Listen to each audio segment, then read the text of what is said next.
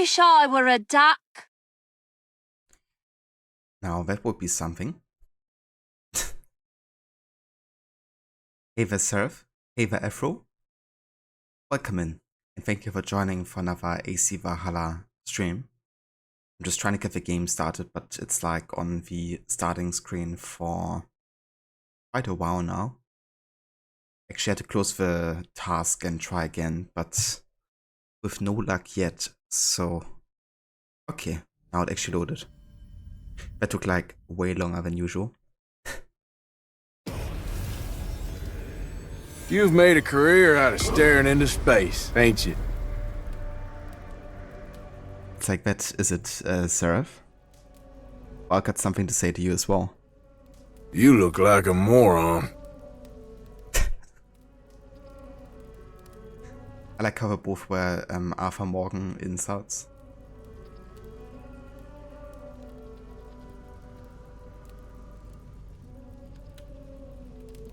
You're absolutely raging right now. You hate Isu and Hades giving you attitude. You of all people. Yeah. I mean, the Air of Memories is just like kinda, you know... You lack anything remotely resembling a brain! No, you. Yeah, she kinda like has to deal with all people's problems. Although while trying to get use from everyone too. Which part of remove testicles before hanging by the neck until dead appeals to your feeble brain, you idiot? Oh, try to get a comeback for that, Seraph. I dare you.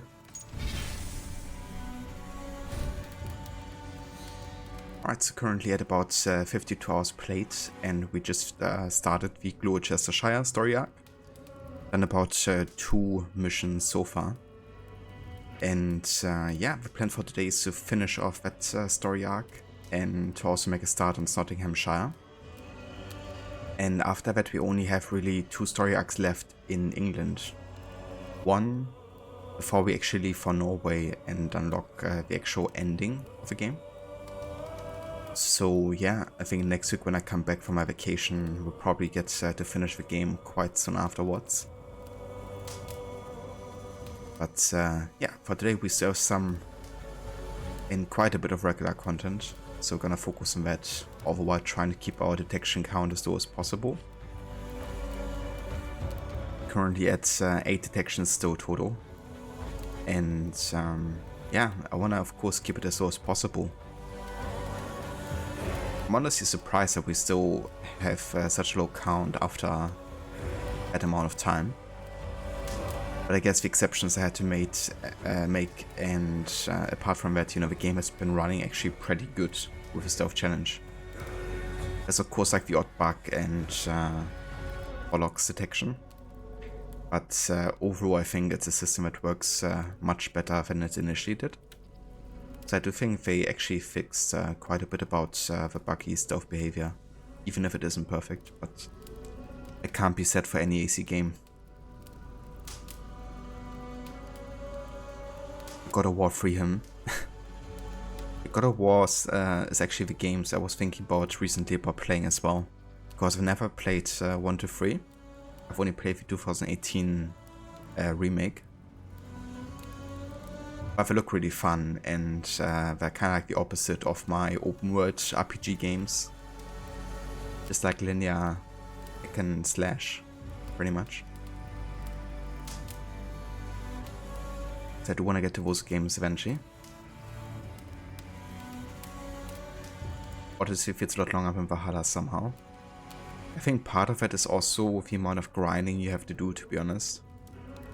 Like in Valhalla, you know, I could pretty much exclusively focus on the main story without like almost any need to kind of like get a specific item or get like resources to level up and stuff. That's come a lot more natural, though there is like more story. But I guess that's speaking for Valhalla actually, because I feel the same. I mean, there's a reason I could spend that much time, like pretty much double the amount of time when I do like an in-depth Odyssey playthrough, and still feel like my time has been more valued, you know. But in Odyssey, it's like a constant trying to keep in the game loop of like doing the conquest battles, taking down mercenaries, and just in general like micromanage your inventory so much that you just get enough resources to level up your sword 2 levels. So yeah. At some point I didn't really level up my gear anymore until the percentage actually increases, which is like every 10 levels. Because as long as your stats are pretty good, like crit chance and crit damage and stuff, your regular damage doesn't matter too much, I think.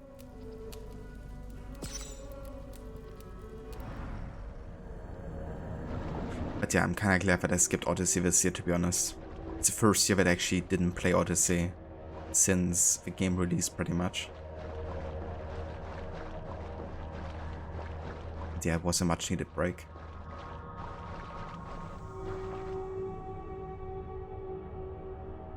Even though I do kind of enjoy Odyssey for some of the gameplay. But yeah, just kind of grindy.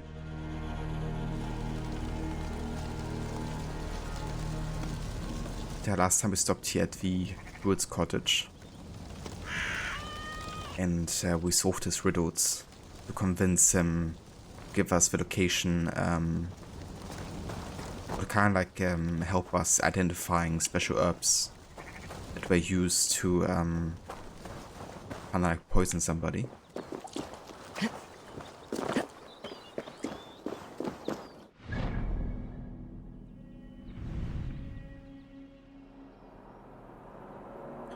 The Stolen King. Ava's only lead on Tefder's disappearance is a mysterious druid living in the east of the Shire. Yeah, we did talk to him, but now it's time to go back to Modron and have her help us.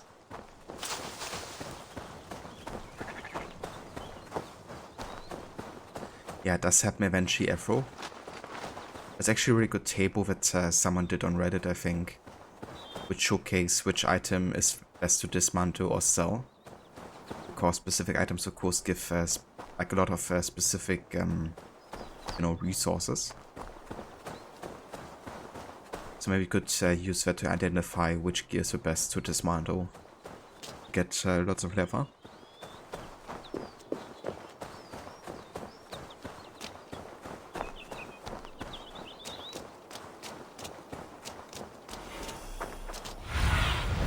Cast about this land, my friend.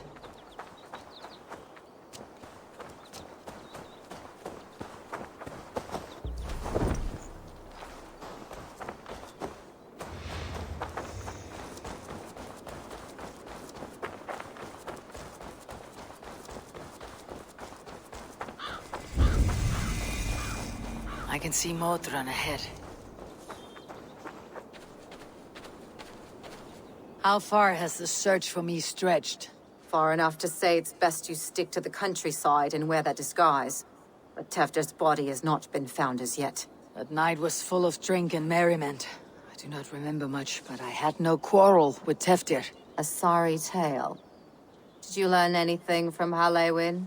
He gave some herbs to a man from Cuth Ladrin. Name of Gwilim. He was drinking with Tefder and myself. Cuth Ladrin is the Welsh name for the thieves' warren. It's atop a hill west of here. I can lead you. I owe you a great deal for all your aid.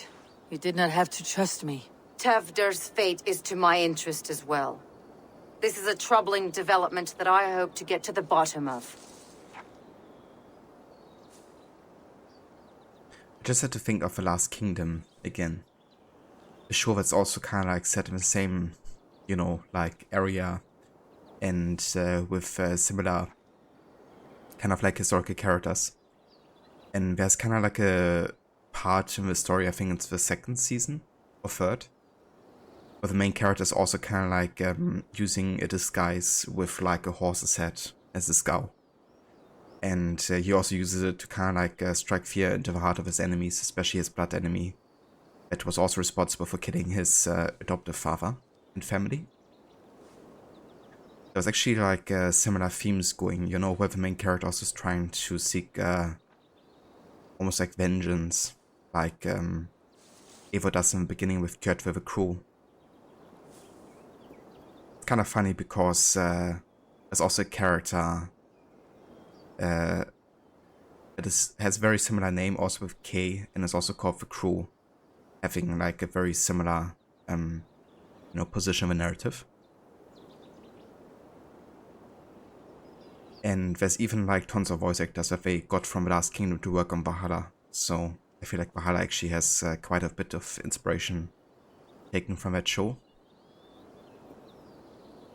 Also in the portrayal of Alfred the Great.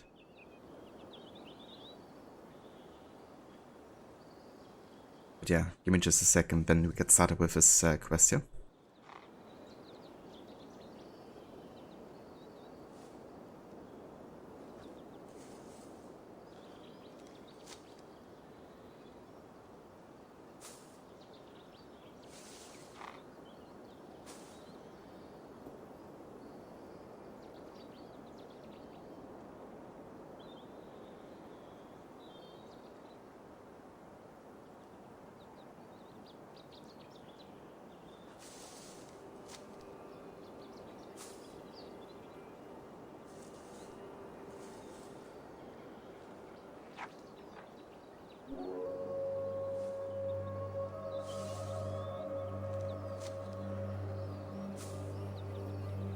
Okay, let's go.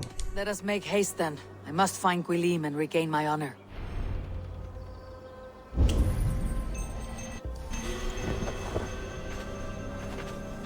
This forest and all GLOWECESTRESCIRE feels untamed. I feel as if I've ridden my horse through a door to another world. Aye, there is old magic here. Old magic that would be snuffed out by Tewdwr and his church. Tewdwr did speak of reformation. You think that's why he was targeted? There are many who would claw their way to the top. Tewdwr's disappearance could be the work of any. But you are a witch, open to wisdom from the gods. Have you seen anything? I see much smoke. Are there any rival Danes passing through who could have done it? If it were rival Danes, we would have heard their horns by now. We are not a humble sword. Blunt tongues and sharp axes.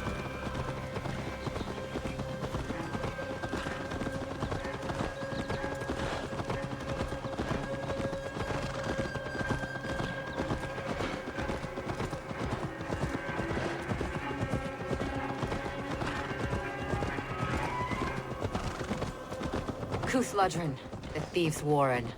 This is where I leave you. You'll find somewhere safe. There's a shrine nearby. If you've need of me, then meet me there. Gods old and new go with you.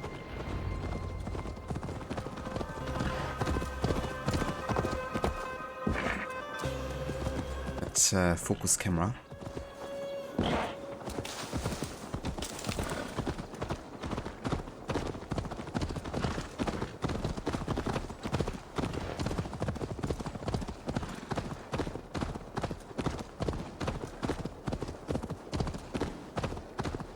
Definitely feels like the Wrath of the Druids DLC took a lot of assets from this kind of like area.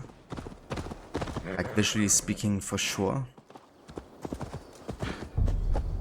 But also like with some of the layouts of locations. You can really tell that it took quite a bit from this one.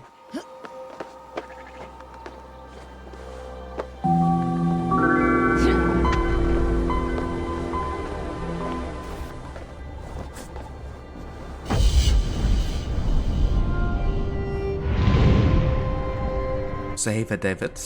Welcome in.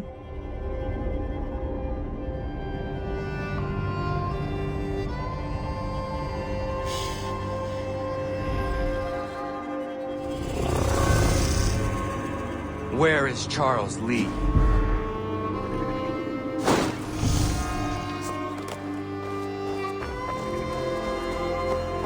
Yeah, where is he? Running away from Connor.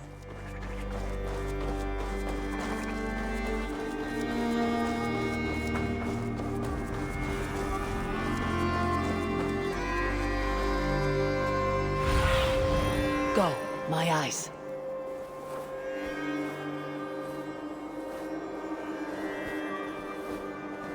Yeah, the only thing you can find nowadays are his bones, I guess.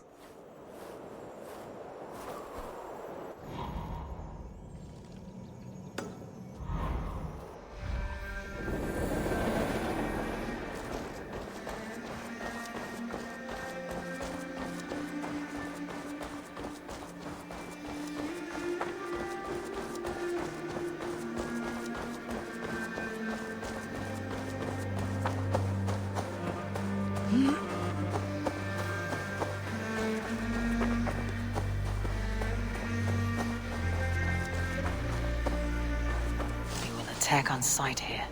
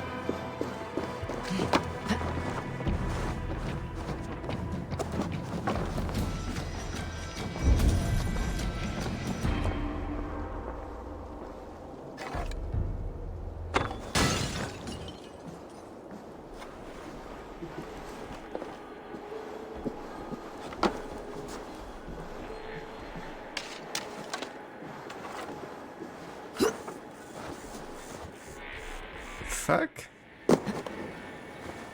Was that jump?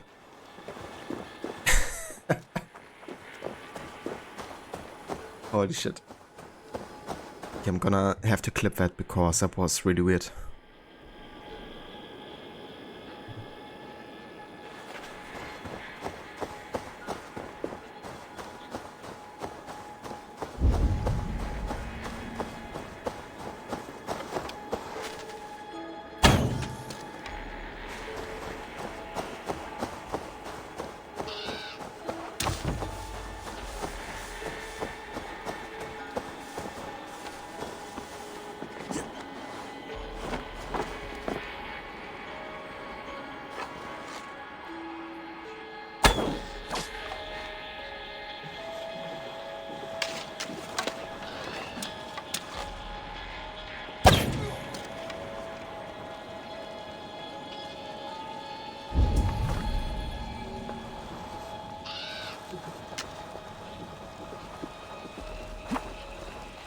Learned this from one of the daughters of Animus. They're blessed and holy healers. It should help with the pain. Thank you, Farron. You've been a great comfort. That's Tefter's voice. So he lives.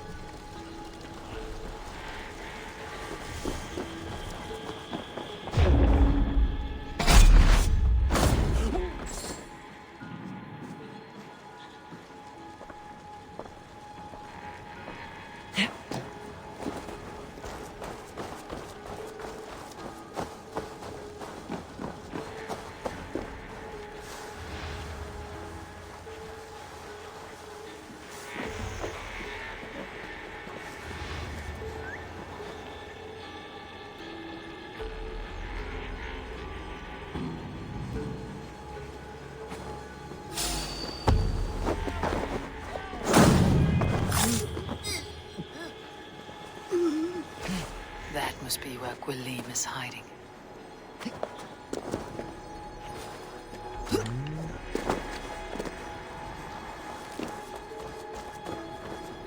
det være hvor.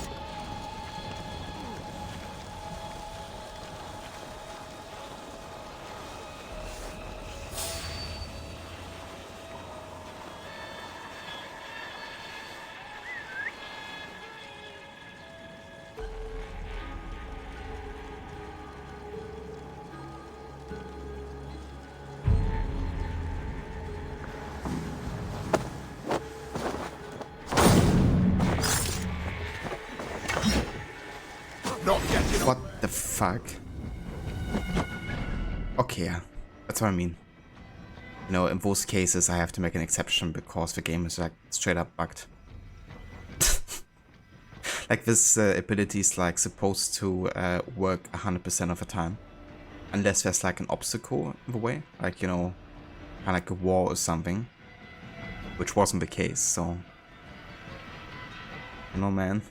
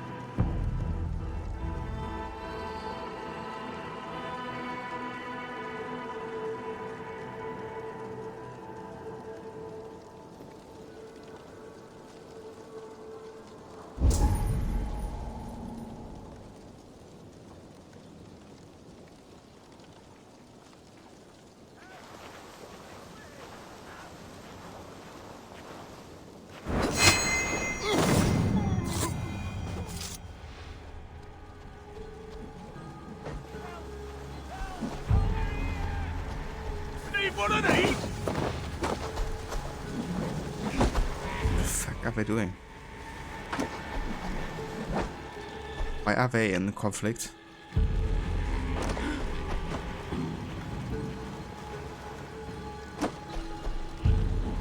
Yeah, the game is bugging out on us big time here.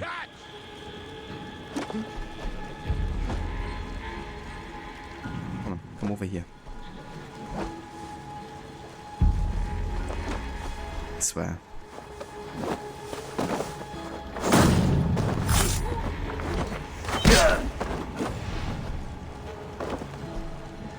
Like all were now for some reason, and in active investigative state and in combat even.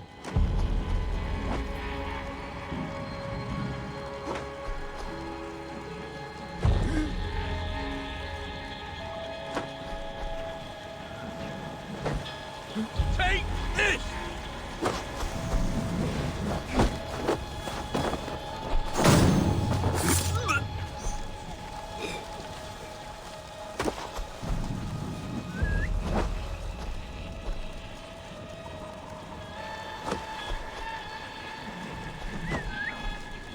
Try this one. It's brutal. That's ridiculous how everyone is now in a worse status because this guy had to start a conflict for some reason. Like, come on, dude. From me.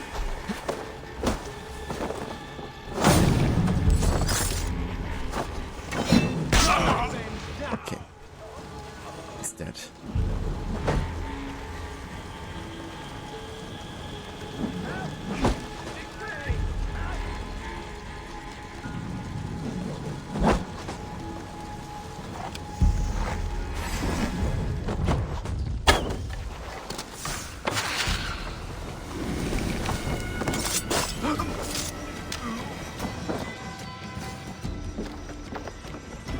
Oh, shit.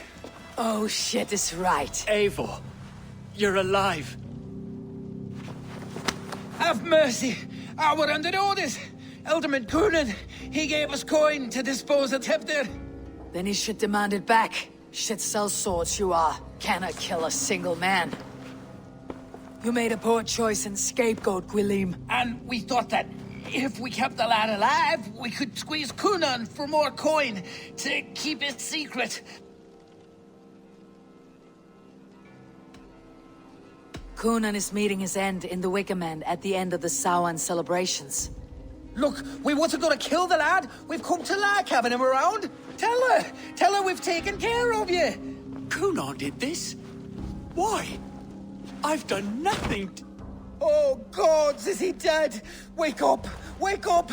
Tell the Dane I've hand-fed you like a baby sparrow. Move forward. Look, Eivor, we're mates, right? Had drinks together. Remember the chickens? Speak again and I'll take your tongue. Tafter will need to see a healer. This lord have been smearing dung on his face. But I've been held for ransom by worse men. Thank you for your aid then. And try not to get held for ransom a third time after you flee. Thank you, stranger. Help me! Lord Jesus, please help me! Thank you. When I awoke in this demon lair, I feared the worst. Save your strength, Tefter. It's a long ride. Coonan, he ordered my death. I don't understand. He's been like a father to me. I will ask him myself. I was mulish when he spoke of the pagans being just as we. Living in kindness, under the laws of many gods. One face, many faces. It matters not. We are all blessed to be alive in his glory. This scrape has changed you, Tefter. Changed me. Changed the dressings.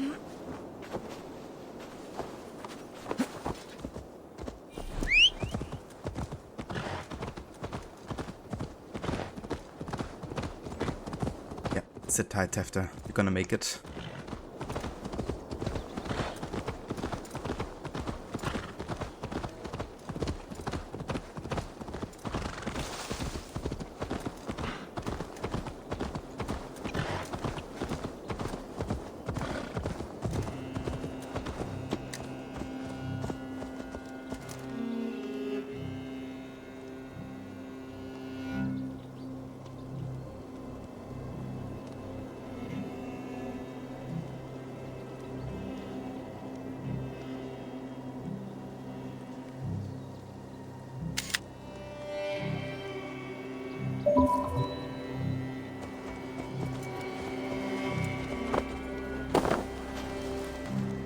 He's hot to the touch, and his mind fades in and out, but he lives. Perhaps a sickness of the blood. Shame, shame. He was captured by the men there? They claim to have been hired by Coonan. Coonan did this? I know not why, only that he gave them coin to dispose of Teftir. You can see how well they saw to that. They were alike once, the boy and Coonan.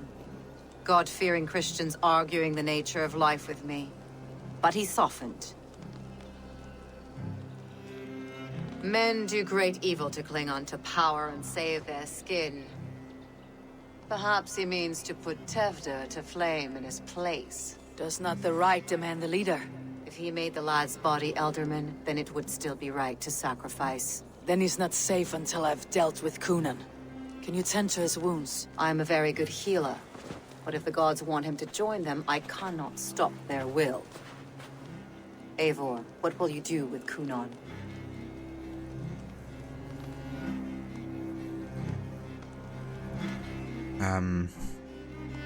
I don't have to tell you. You are resolute, then. Then may you ride as Rhiannon. Thank you, Modron. And please, take care of Teftir. I must get to Coonan before the festival's end.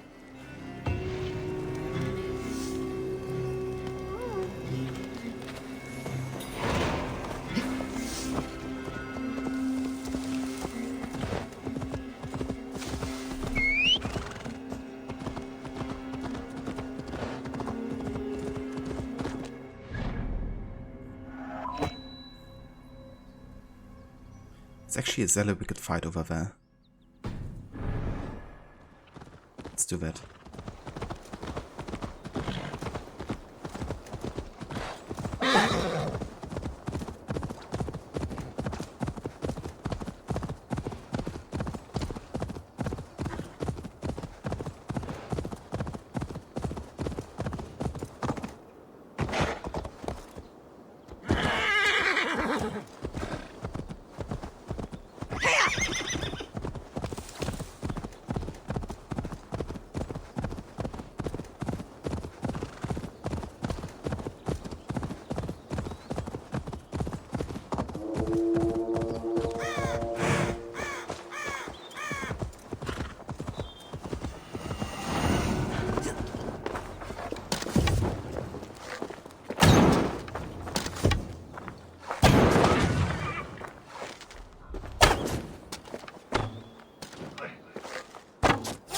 Hit his horse. God damn it. Didn't want to do that. And I forgot that we also can take damage here.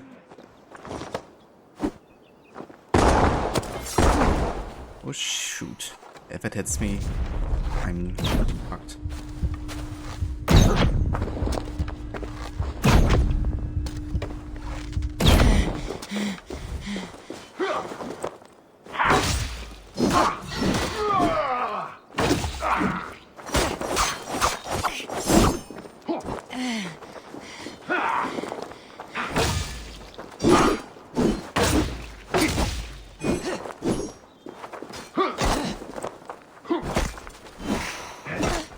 Jesus.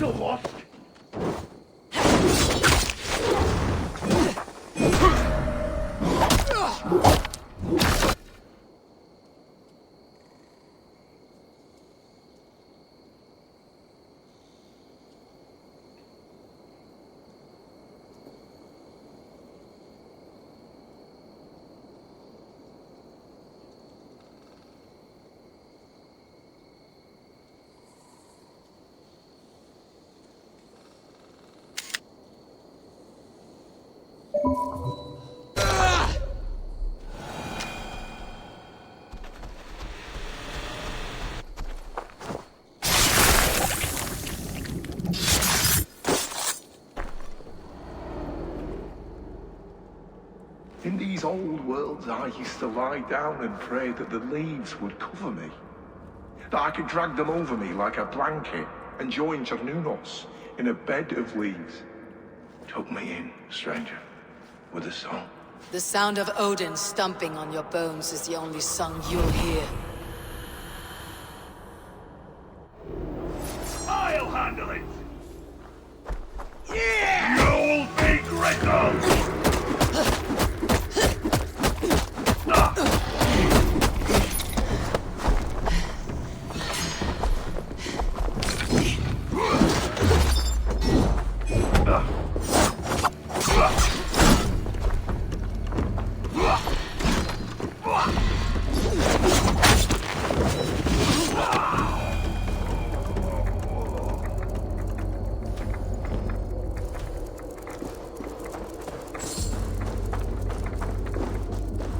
Right then. It takes care of another Zealot. We shouldn't have too many left now at this point, actually. Yeah, 6 more.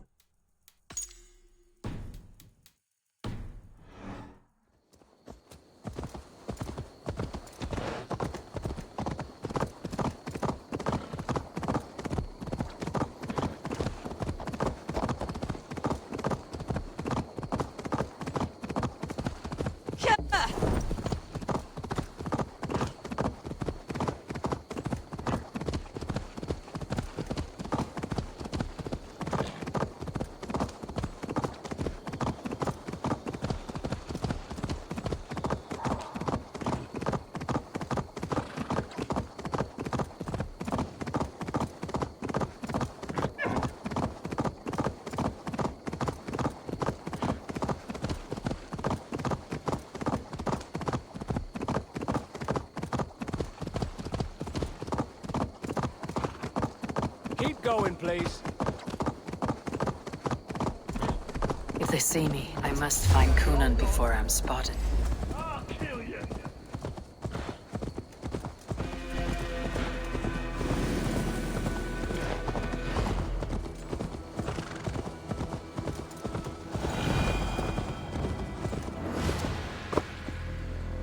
I must find Kunan before I'm spotted. The Longhouse is a good place to start.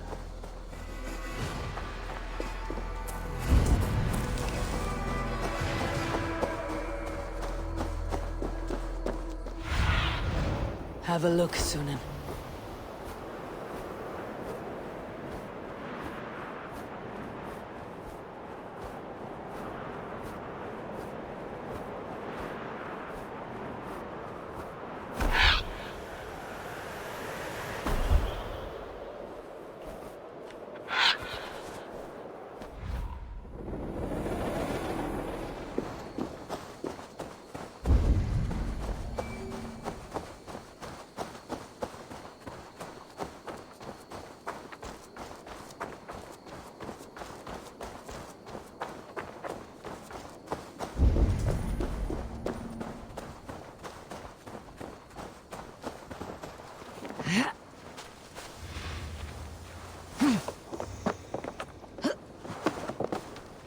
Festivities haven't started yet. There is still time to search for Kunan.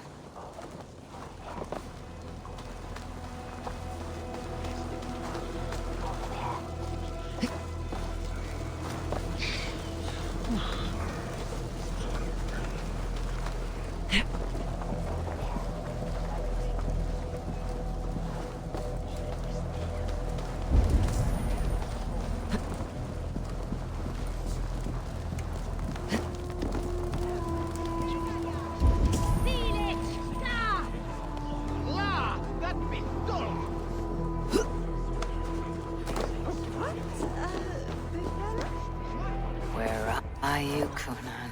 He isn't here, but someone else may have seen him. Bridget is here.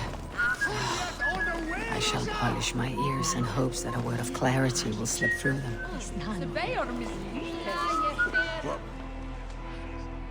Eivor, finally tiri de chwaled. Bridget, it is good to see you. Eivor, what has become of Tevder? Did you faint your scarf? Thank you. That wasn't too difficult to understand, I think. But she was kind of like asking how Tefter is and if we found something specific.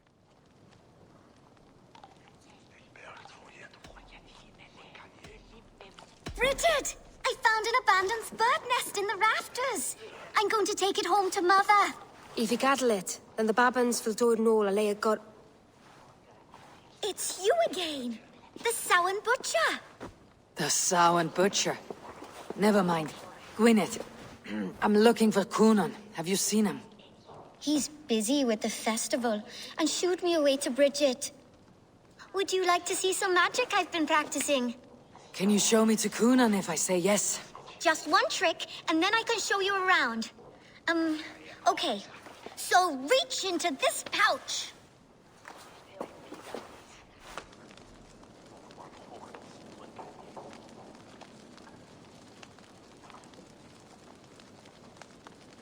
And the number of stones you're holding is 3. Wonderful magic, Gwen. But now I really need to find Kunan.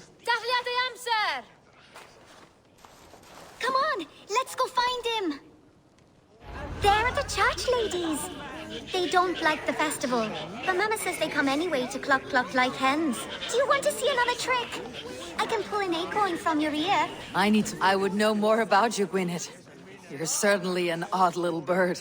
Mother says there'll be no one like me in the whole of creation. From the dawn of dust to the end of sorrows. Your mother trusts you, lets you run about on your own. She spends the holiday blessing hermits in old rocks. What fun is that? And your father, Gwyneth, where is he? Well, it's not to be spoken of. But I was born from the union of my mother with the horned king of the forest, Genunos. The Horned King of the Forest, huh? Just like the horned crown that Cunon is wearing. You're close with Bridget. She's like a big sister. But it's not like I'm going to get to see her much anymore once she leaves with you and Gunnar. How do you spend your days, Gwynedd? Collecting dead things for Mama's spells. I have quite a collection. Birds, mice, beetles, and I dance, and I can talk to cats. Amazing. I should find Cunan. I need to find Cunan. It is important. You're lost, Butcher. It's Eivor.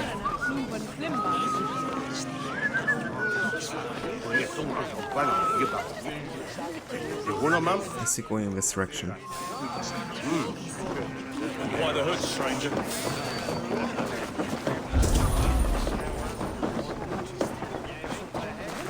Why is that woman wearing a striped mask? Have you seen Alderman Cunan? Oh, that unholy visage startled me. It's past sundown, so Cunan has retired to the church for prayer. I have business with him. Even if you have business with him, it will have to wait until the morning. Locked himself in. Only Geva has the key. Would Geva let me in? She's been instructed not to.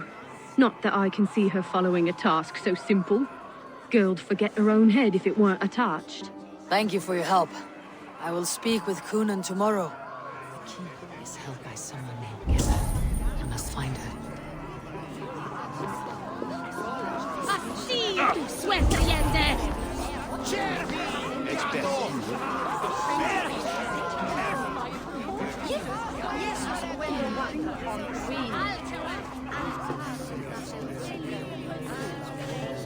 Have you seen Cunan? Hey, it's the Mary Ruid. Rhyme with me, Mary Ruid. On Samhain night, all out to flight, some to... I've messed up the rhyme. A man tries to rhyme with all his might. Didn't take much to outwit me. You're really good. Good enough for a reward. Many thanks. Enjoy the festival.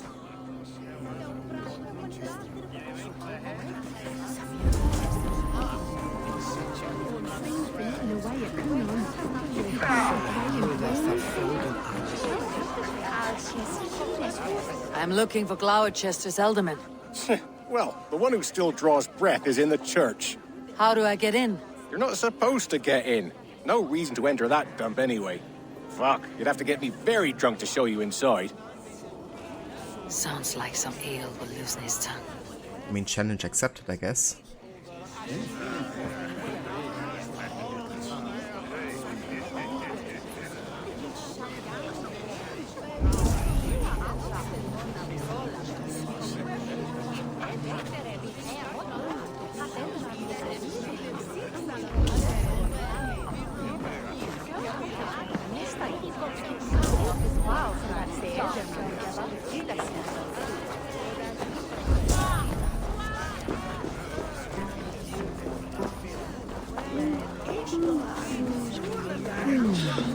Have you seen Cunan? He's gonna be in the Wicker Man.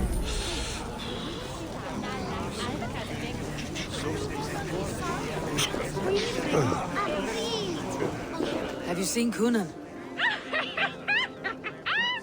The Marilyn! Oh, goodness, you're so frightening. What are you doing after the festival? I am looking for Cunan. Right, yes. He's in the church. Actually, if you're headed that way, this crate needs to be delivered to him. Just tell Geva I sent you. Of course. What does Geva look like? Badger mask, same as me. Should come running when she sees you. Best of luck, and happy Samhain! Geva is waiting for his delivery to the church. That's my way in. It's pretty cool, but carrying the crate actually gives us like a stove. Permanent one. So unless the enemies are very close, I should be fine. Kinda wish I used something like this more often in the game. You know, the whole concept of like having a masked, you know, like festival, and then you have like a distress area, which means you can run around and they won't immediately spot you, but you also can't be too suspicious or too close to enemies. Then now with the crate, we should be pretty much immune here, being detected. Gonna have a save full regardless. Never mind, I can't. Maybe if I put the crate down.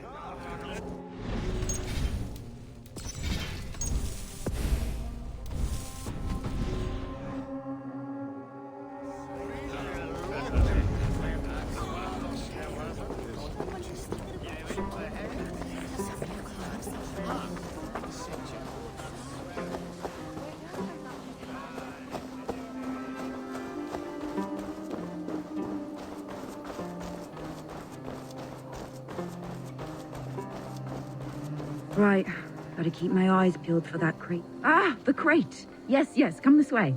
Good you came by. Sarah was supposed to drop it off ages ago.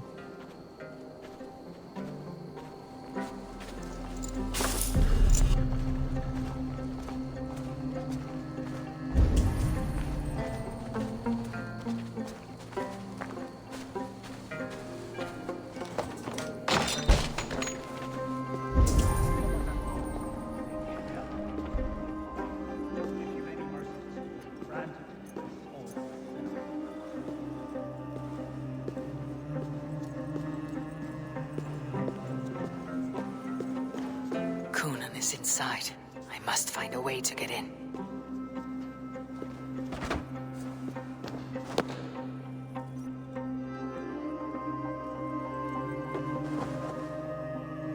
Oh, I guess it's just smashing through here.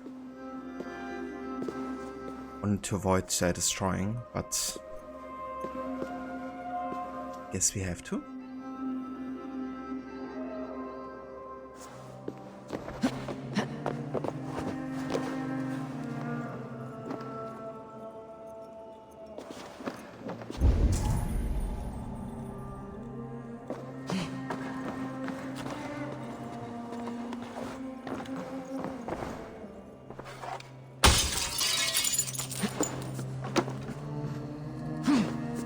Yeah.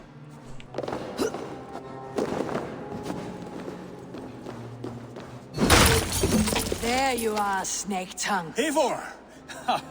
Have you been enjoying the festivities? We are done with this shadow play. Teftir is safe, and I know of your plan to sacrifice him in your stead.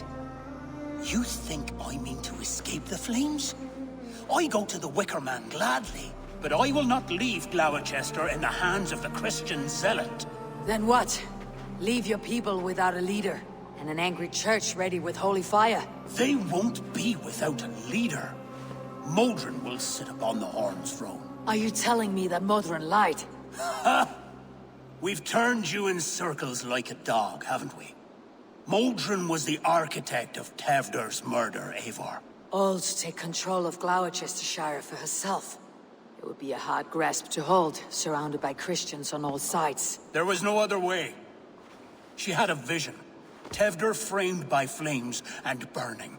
Everything we created together. Everything?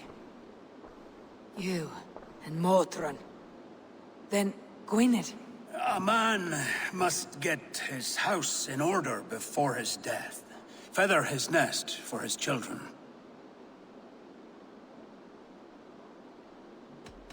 You and the witch, this was your plan. To make me dance your merry tune. So you could build a legacy for your daughter. I always desired Modron. So when she asked me to take the part in a fertility ritual, of course I agreed. Our union conceived not only Gwynedd, but a united Gloucestershire. One that Tevder would stamp out. This is where you failed, Conan. Teftir is a changed man. He straddles the same line as you. Tevder? The boy has the head of a mule. You taught him reason? Not just I.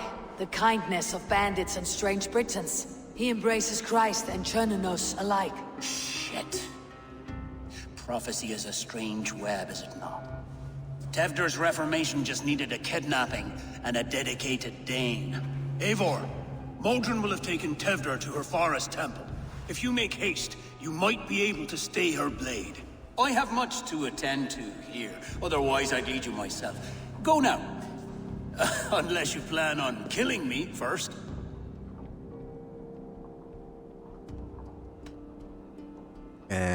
I'm not gonna kill him here. He did help us out in the end. We kind of have to question why. I mean, yeah, obviously we have disproven that he's a Christian zealot, you know, he's actually quite open to other faiths and stuff now. So has undergone a bit of a character evolution, and I guess Kynon also accepts that. But at the same time, he's bringing Modron in danger here. Because if we're to get Tevder rescued, then it means we have to probably face Modron in a fight. So it is a bit odd that he's actually so willing to fight us immediately after revealing about Tevder's change of heart. But I take it, and he's gonna die of a wicker man in a death that he chooses instead of us taking it for him. You are already a dead man. I will not make your people suffer for your actions. Thank you, Eivor. Your mercy will be rewarded, I'm sure. And again, he's going to die soon, so he's probably fine with it, whatever happens.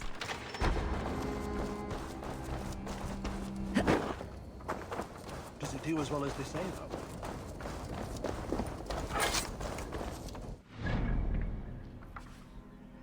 Given.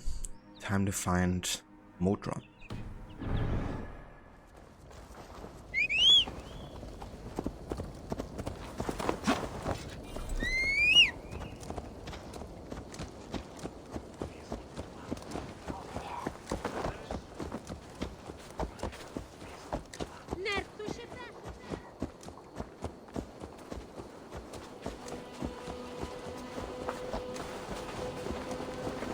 Yesterday.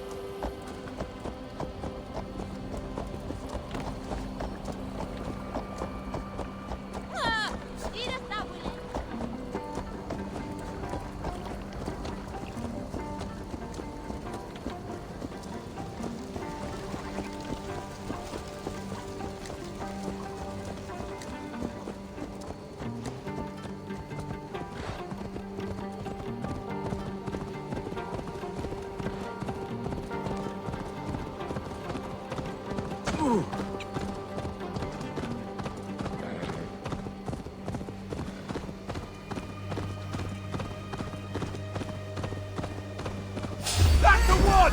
Kill!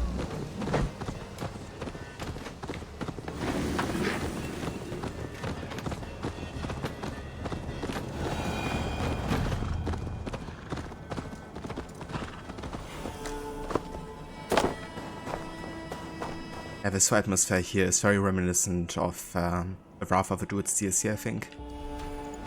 I think this mission in particular definitely lent a lot of inspiration to them. Also with the way this location is structured, you know, having like all of these underground entrances in the middle of the woods. Very similar to like the Druids hideouts.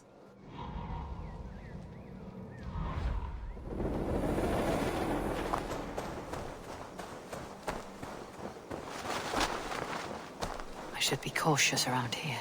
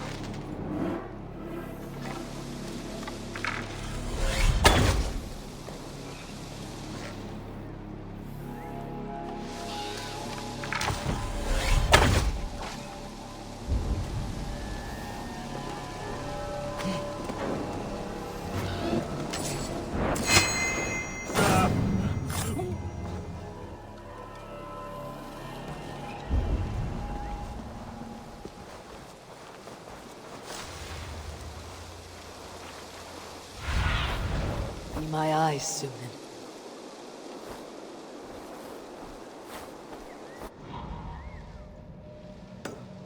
Let's try this one here.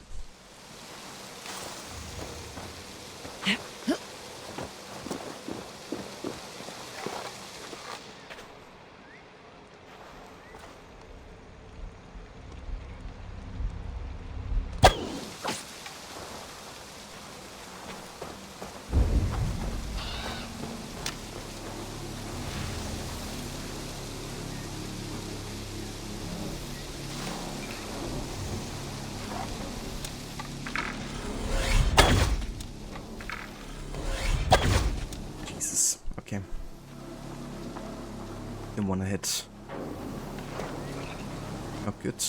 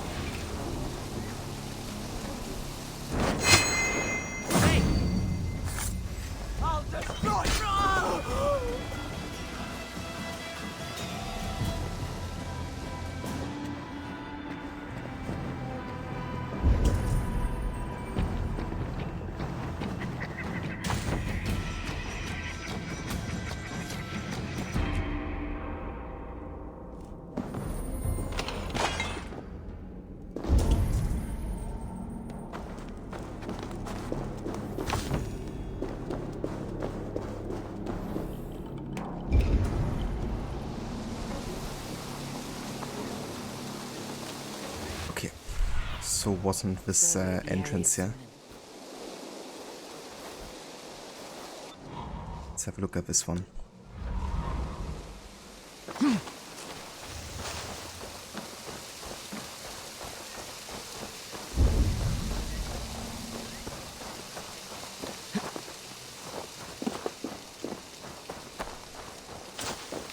The chanting.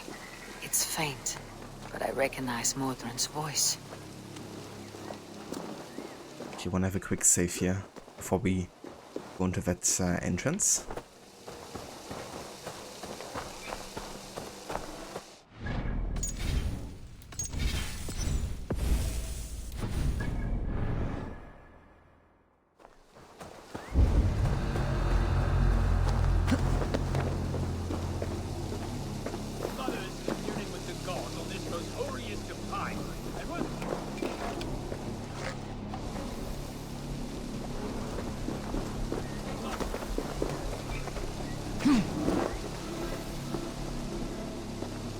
I'd rather be out here in case the ritual goes sour and we end up with a meal.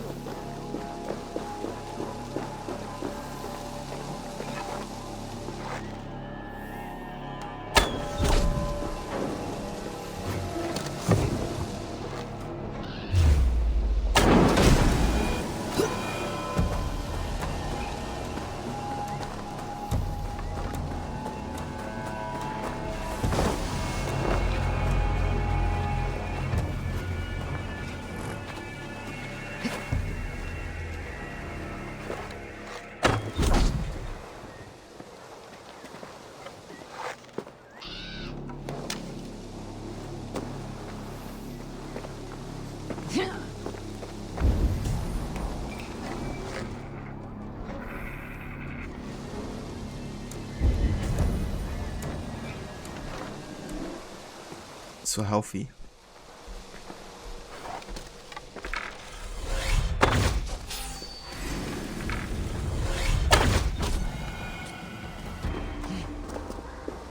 Can't even one shot then with spot now like a charged hunter bow, which is basically like double the damage of a regular hunter.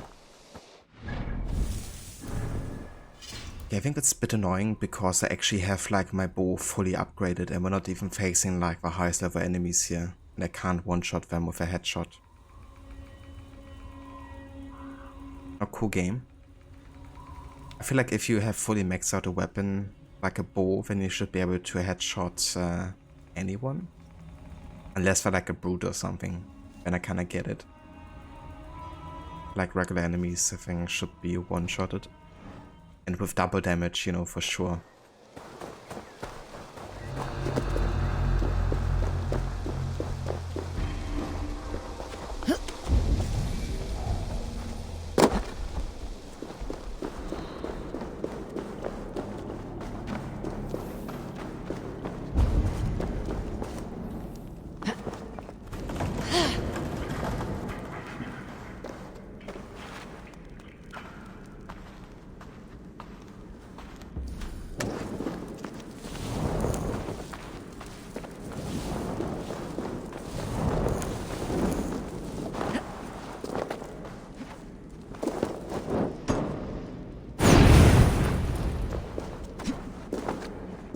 Smells like a trap.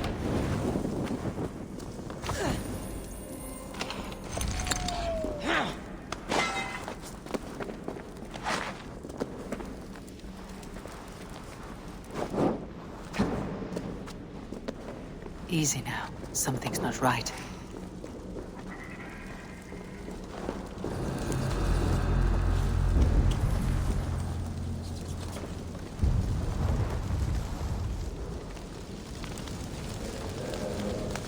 Why are they already in investigative status? It's annoying.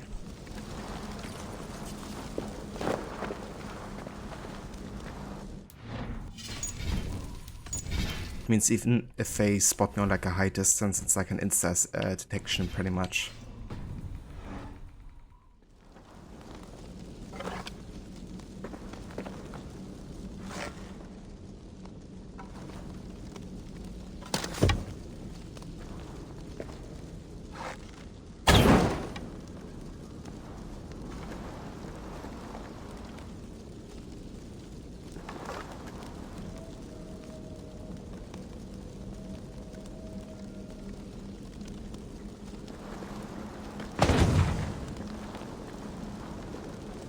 Wait, what? It actually exploded and didn't do any damage? Are you kidding me now?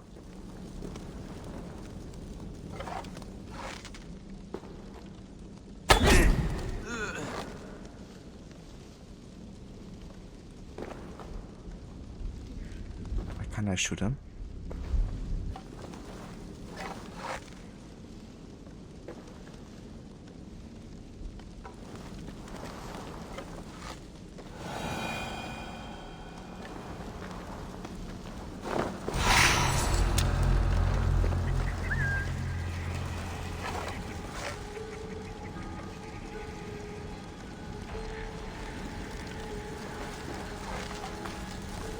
These were not investigating anymore.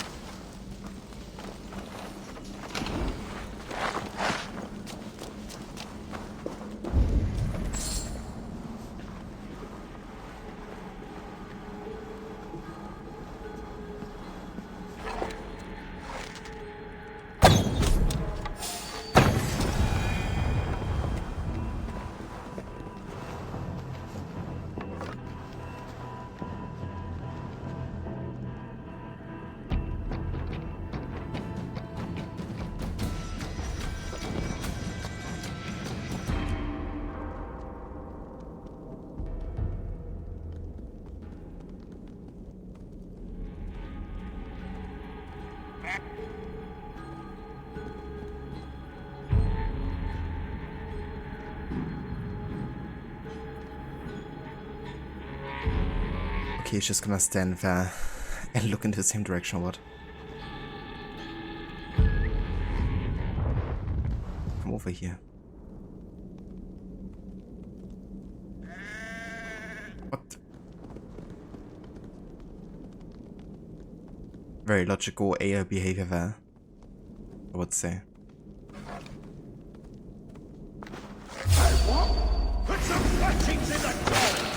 Why can't I freaking... Okay, this is just bollocks.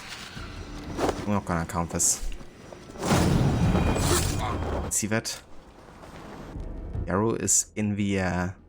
Apparently it hit the haystack, even though it doesn't even align with the hitbox whatsoever.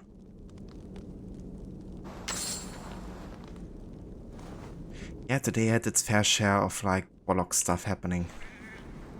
Like earlier we also had the chain assassination where the second axe throw was like going through the enemy's head, not killing him, and he ended up detecting me. It's like, okay.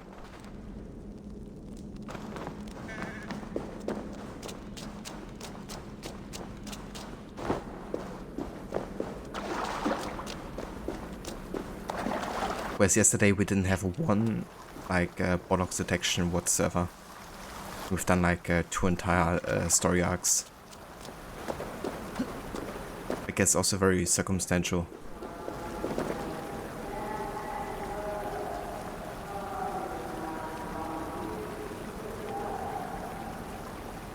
Have I stepped into Alfheim? Or is this a new realm entirely? Take this sword.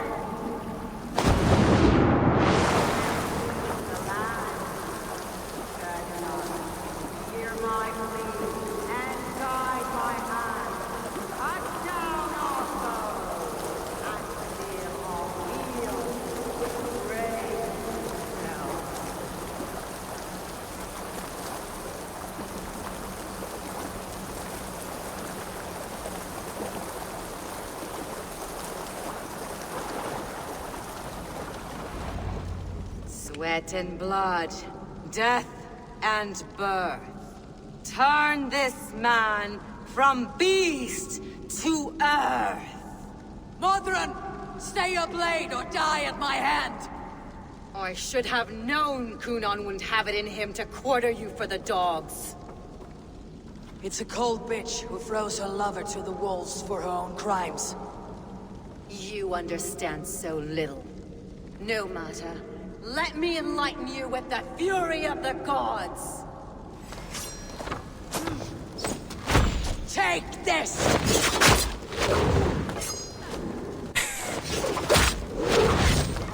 Amazing. Die, Modron!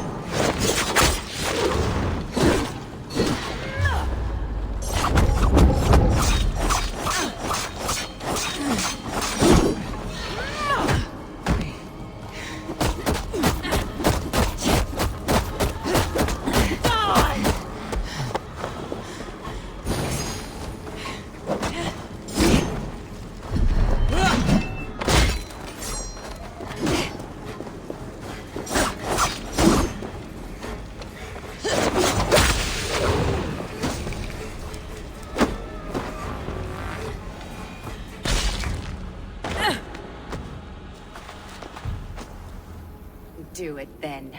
Leave Gloucestershire in the hands of that Christian, and for what? Your name and some trade routes? Do you doubt the power of your gods to sway the mind of a man?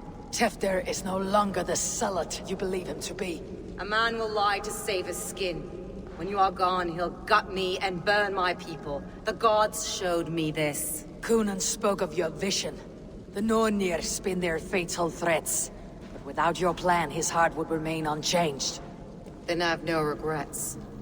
But I had a vision of you as well. One of a path that twists like the river Ouse. A seer's spinnings twist limb and word alike. Prophecy is a river, and we are powerless to fight its clutches. She was fighting to protect her people. But she ground your name to dust. Sullied the honor of herself and her people.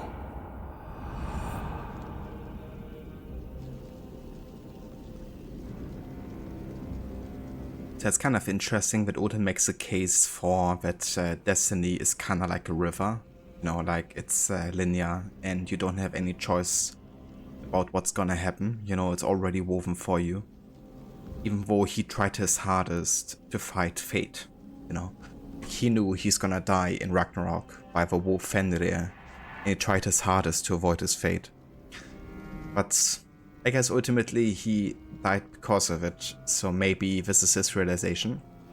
I do think, however, that this might also be a bit manipulative, because the whole like spinning into two is kinda like also a choice for Eivor to either embrace Odin or to emancipate herself from him, you know. And I feel like Odin, of course, being kinda like parasitic almost to Eivor, you know, of course he doesn't want to lose his host as a human. That being said, it's not like there are two minds within Eivor. The narrative director, David McDavid, actually gave like an explanation for the whole thing. Basically, what's happening is that Eivor is like literally Odin's consciousness reborn in a human form. Not a human consciousness and then like a, you know, another consciousness of Isu. And the memories we see of Odin are our own memories, essentially. But of course, we're still very much a product of our environment, you know, like Eivor is.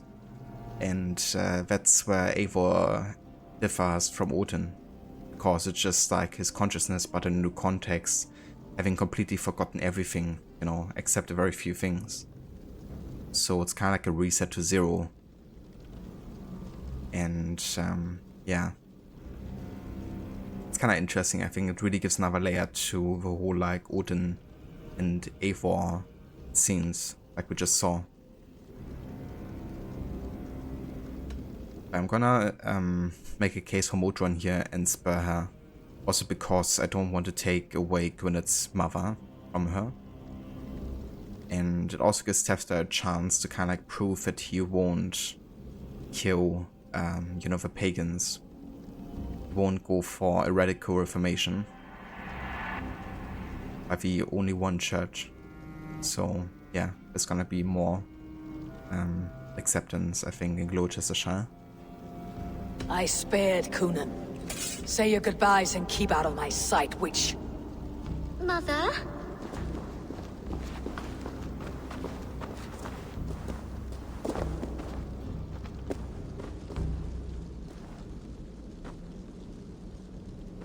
What is this? Is this... Are we in hell? No, we are in England. How are you feeling? I feel well. But it's a little fragrant in here, is it not? You will live to be Elderman yet, Tefter, despite the many attempts on your life. Attempts? Untimely death? God's blood! You're safe, and the ceremony will proceed in Gloucester. Your wounds should heal by the next moon, if you get some rest. Then you have my thanks, Mother Modron. Lovely woman. Utterly terrifying, though. Let's return with haste. This cave is a place of nightmares. Didn't even notice the thing, apparently.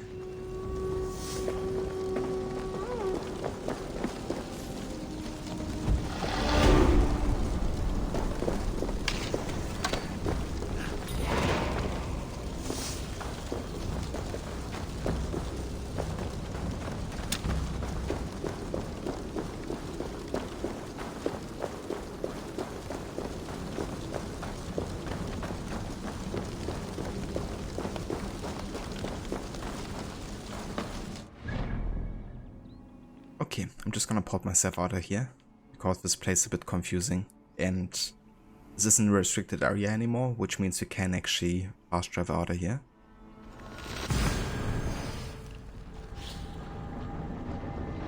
And it's time to witness the Wicker Man,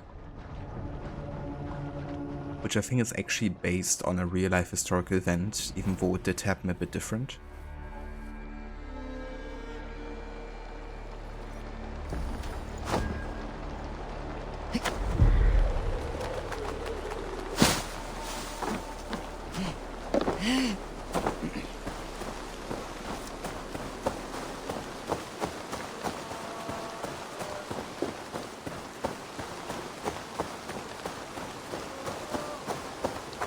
very advanced. I have returned.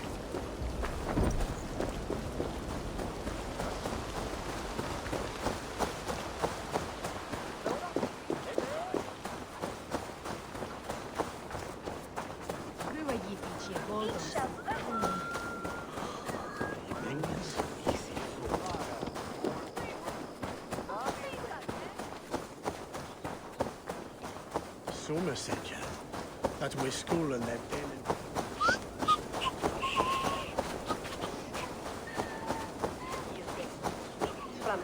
Gunnar, it's good to see a face I trust. Even your frightful muck. I thought this could be our shared saga, but it's time to leave. We have spent naught but a drink together. Worry not, Eivor. You and I have many tales to tell yet. And our names ring out clear and with honor. Yeah, a tale. A tale of Gloucester. Beautiful land. Full of damned fools. Ha! I will drink to that. You have my thanks. Anything for you, old friend. Then let us say our farewells to this Wicker King, and then be on our way home. Yes, Ranvi will be eager to meet Bridget. Bridget and Gunnar have already gone ahead. I should join them. Yeah, we're going with him. Let's talk to Modron here. But she doesn't wear any makeup anymore. You owe me your prophecy, witch. And I shall give it. You are a great warrior, conqueror of this land, and that of your birth. But at the end of all things, you will find yourself with nothing but your regrets. I see.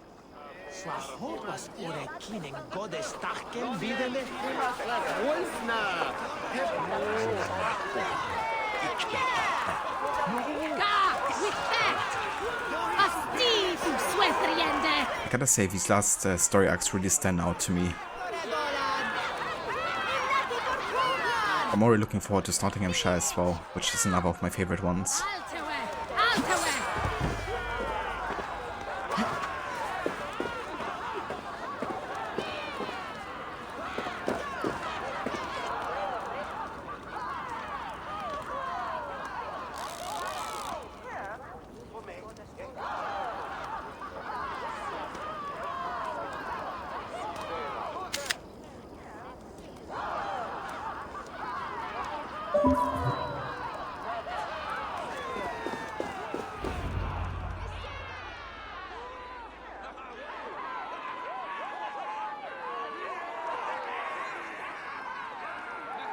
We first met at Simpkins' Wicker Man Ascension. I was besotted with you at a glance. So long ago. Some poetic symmetry after 20 years' prosperity.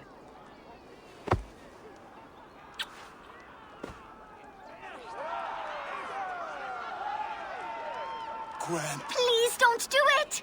We can ban something else! Someone else!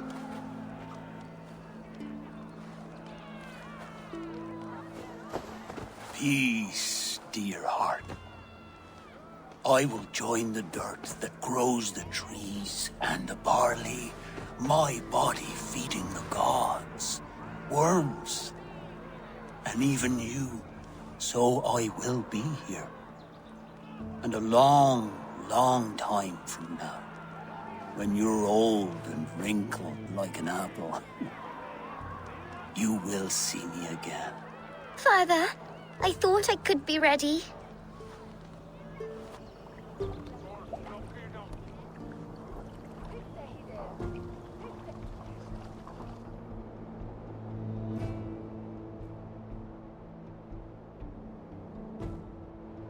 It is time.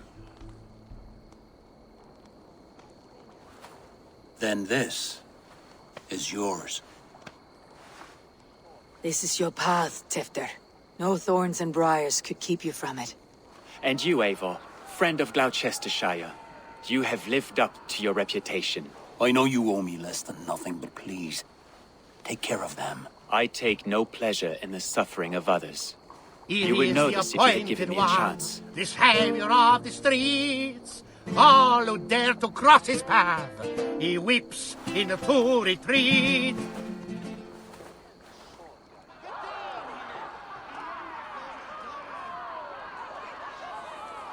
"20 years I have been your elderman.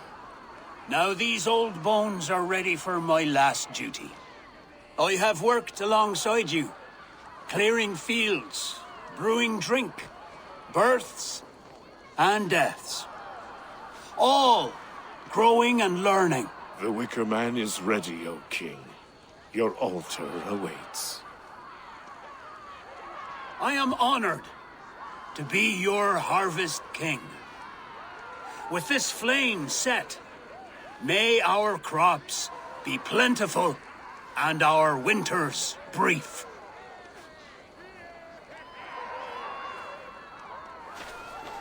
Despite it all, he has the ending he prayed for. Straight to the mouths of hungry gods.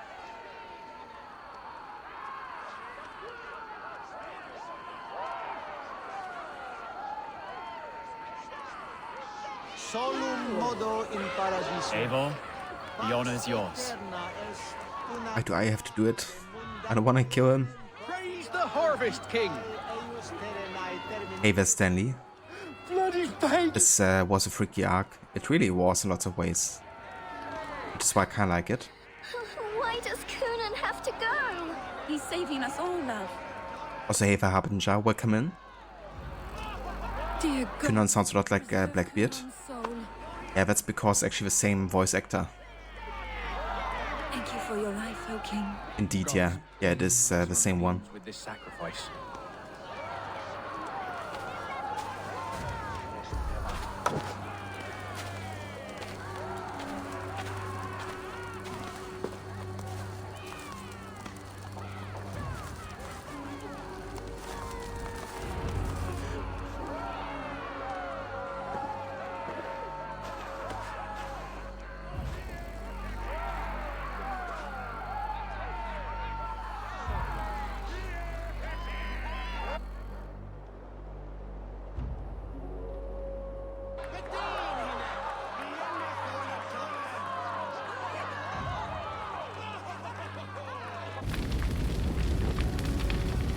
Our Father, who art in heaven, our Mother, who art in earth, please, please accept this offering. Take of me my flesh and bone and bless. Bless.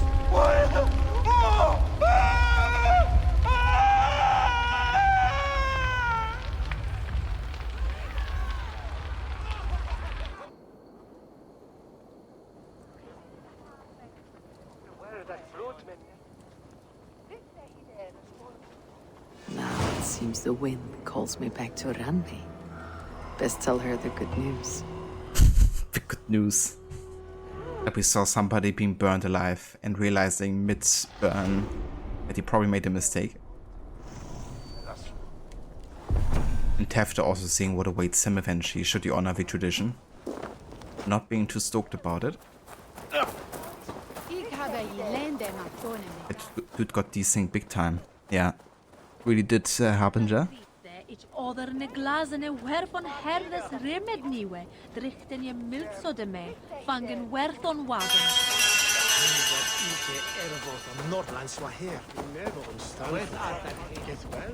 Hey Renvi, I just burnt a man alive. Renvi pork. Very good news, Eivor. Glad to hear it. Well then, time to head back to Ravensthorpe already. And report back. I think before I start on Nottinghamshire, I'm gonna do some side stuff. Like Animus anomalies, I also wanna hunt another order member and stuff.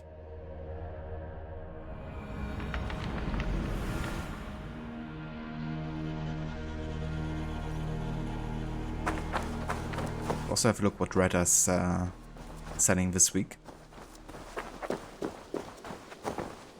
Greetings.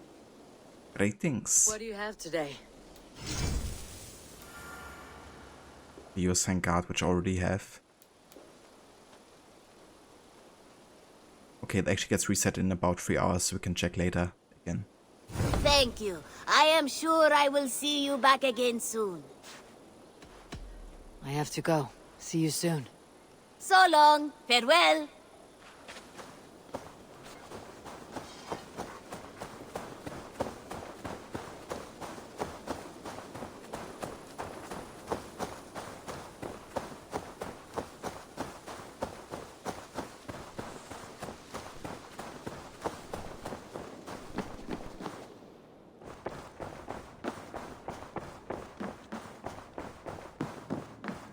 Good to see you, darling.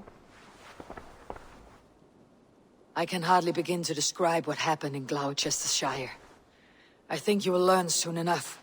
But we are allied with them. Yes, for all our pains.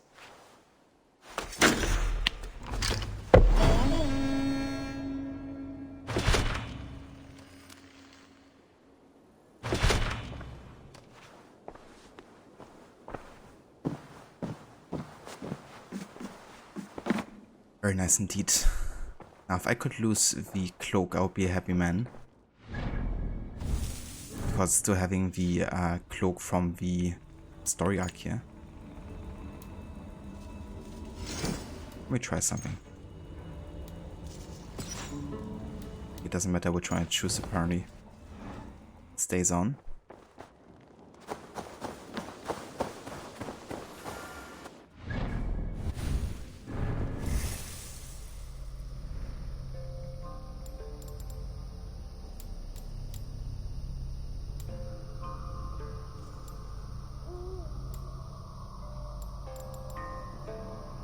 Let's get the boat melee link ability here.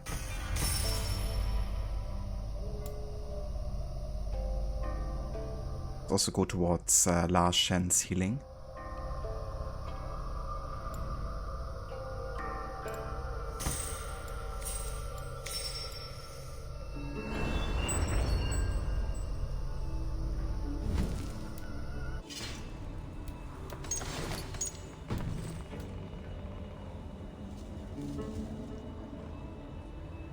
Okay, and then we're gonna have a look what sites that we have left at this point. I reckon there's a few tombs we haven't done yet, and zealots we haven't killed either. It's actually a zealot quite close by here. Don't even have to fast travel for that one.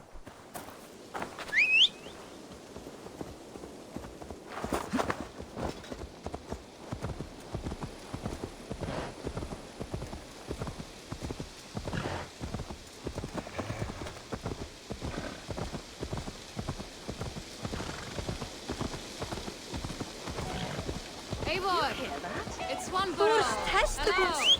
What is happening over there? Oh, Swamburrow. Hey there.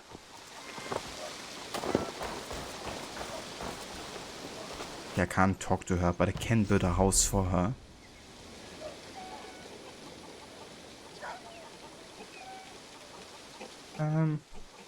Yeah, let's do it.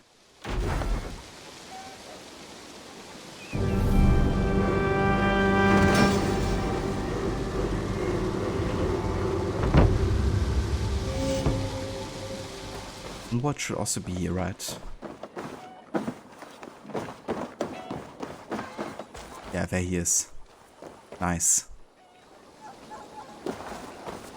No good can come of this. What has gotten into them?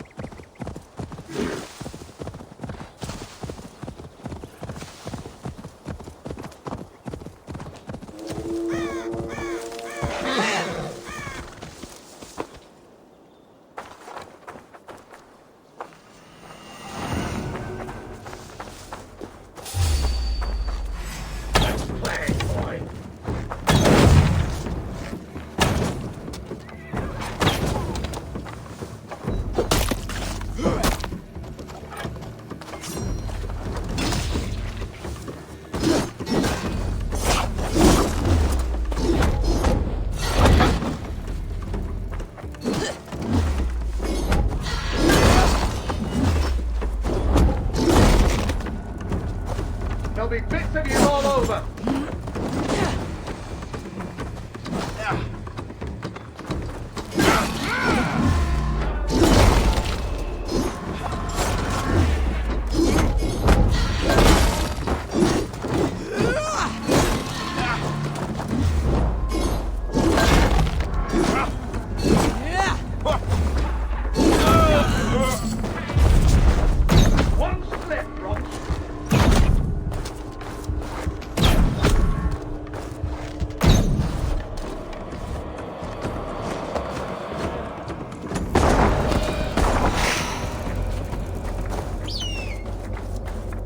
Hit him with his own bomb.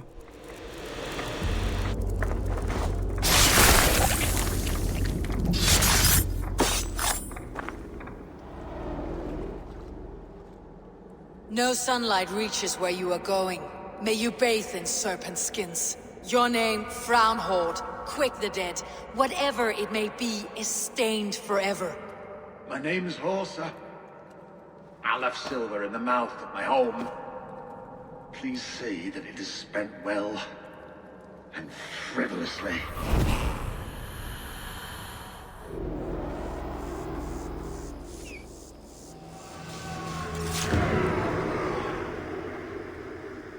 Mouth of his home, huh? What do you see? Is that his home over there then? Since he wasn't really roaming around, right? He was just like chilling.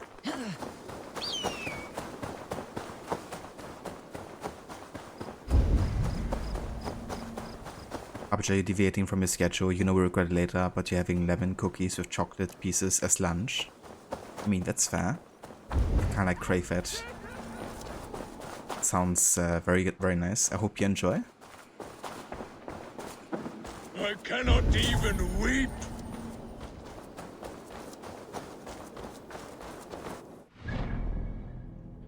Okay, that's another zealot taken down.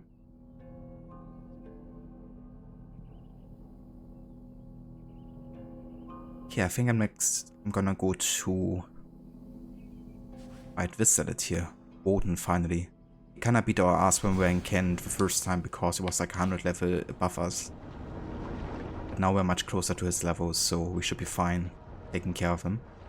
We also got much better combat abilities now that we have gotten all of the stealth stuff unlocked. We could focus a bit more on unlocking combat abilities, so should have an easier time overall with this one.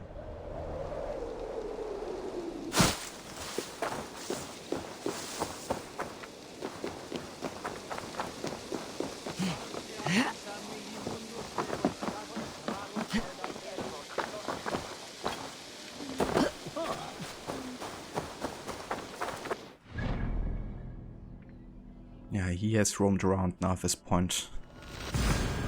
Let's go over here, that's more between his position and city. We have roamed a bit back now, but we should be still closer than out of the city. Yeah. About 500 meter.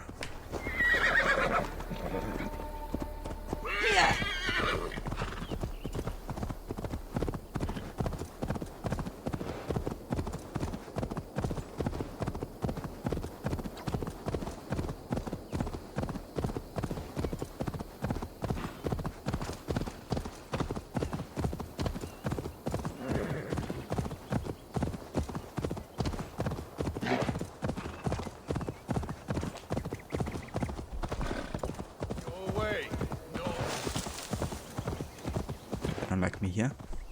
Yeah.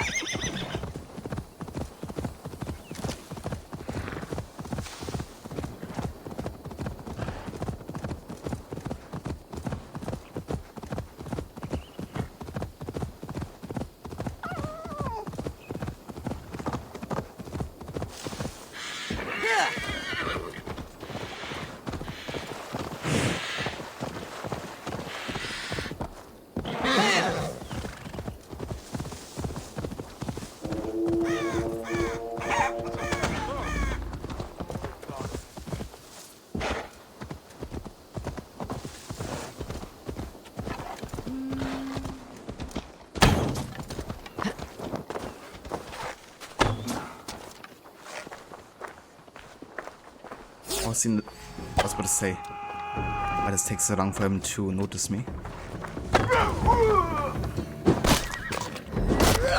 Yeah, it's a bit more damage.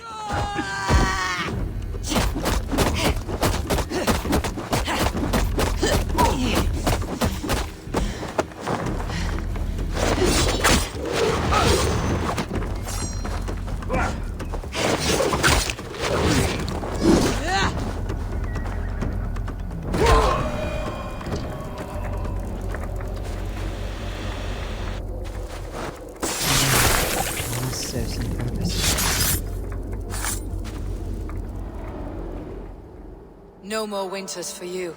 Better to die than face my lords. I hope my Magister Magnus forgives me. For so long, I looked to him for guidance, for order. If your honor is slow, a true lord cannot forgive you. They cannot. Huh. Now I will turn my gaze to Woden, Tiwar, and Shunor. I will continue to turn until I find some forgiveness. You will spin and drill yourself to an endless bottom.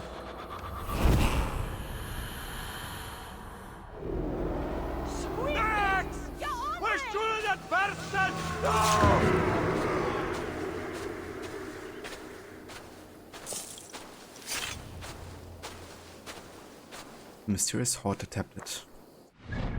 Kinda wonder how many we have left at this point, actually. Let's have a look. So we have 3, 5, 6, I think. So 5 left overall. Of course, we need 11, I believe.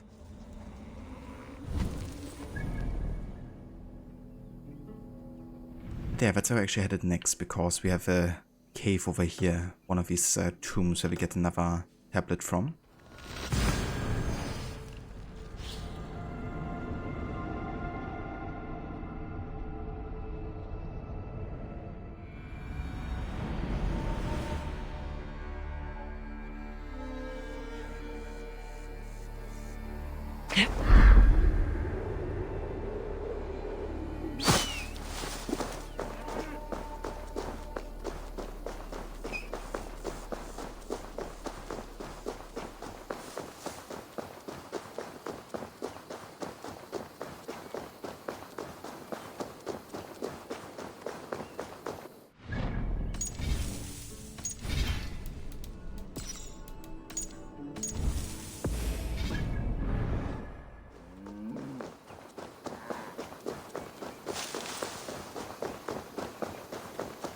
I kind of want to see how the game performs in borderless compared to exclusive full screen, if it makes like a difference.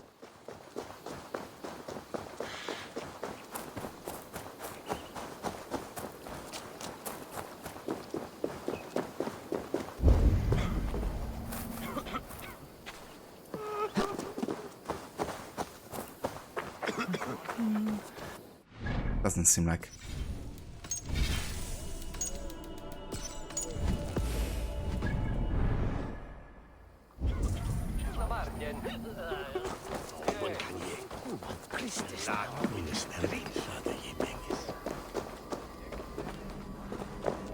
Okay, somewhere here should be the entrance.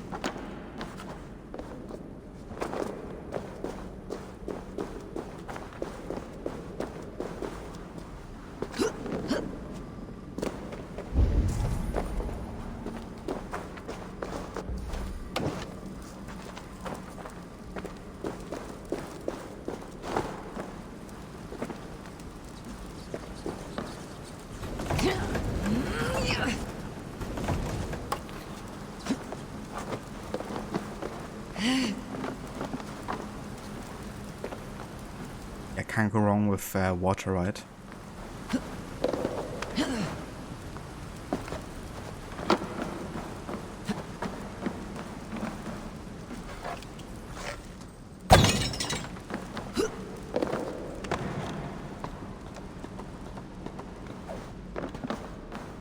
Seems like the cloak is actually fixed now.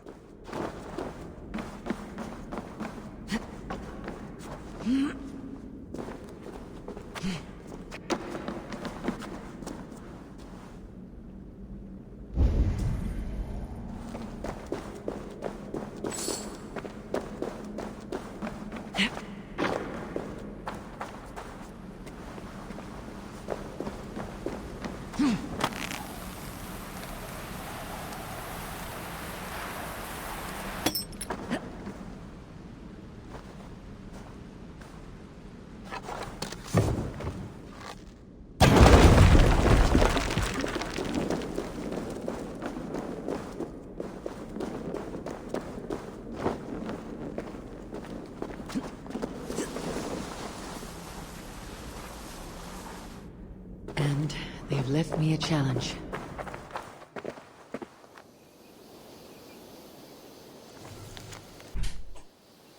The Cauldron of Dunvik the Giant. Claim the giant's vessel, you must be as brave as he, plunge like a salmon by iron fries, and hold that which gives you life.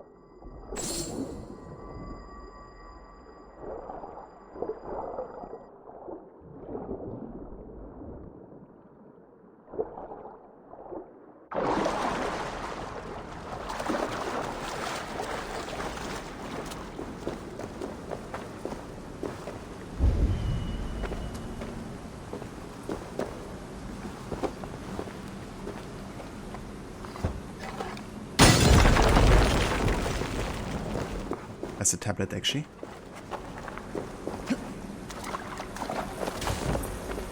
Very strangely marked artifact.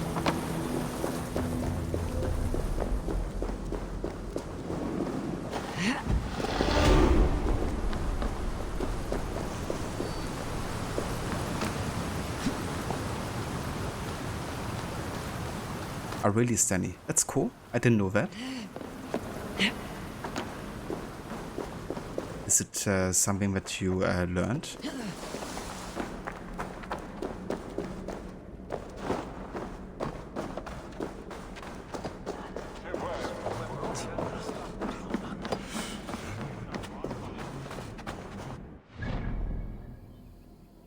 Oh, another Zealot. Why not?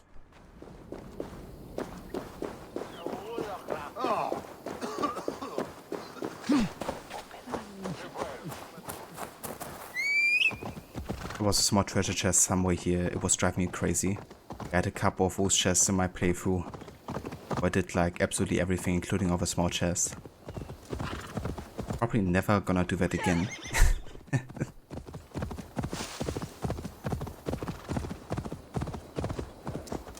It's written top down and it was inspired by trees, which is so cool. Interesting. Yeah, definitely a unique way to ride.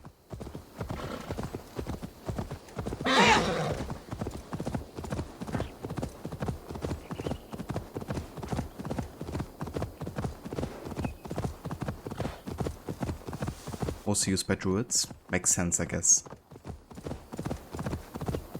Kind of like nature-centric in a way.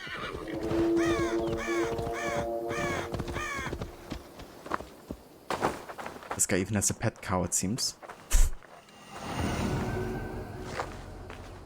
That's a high level one. It's fine.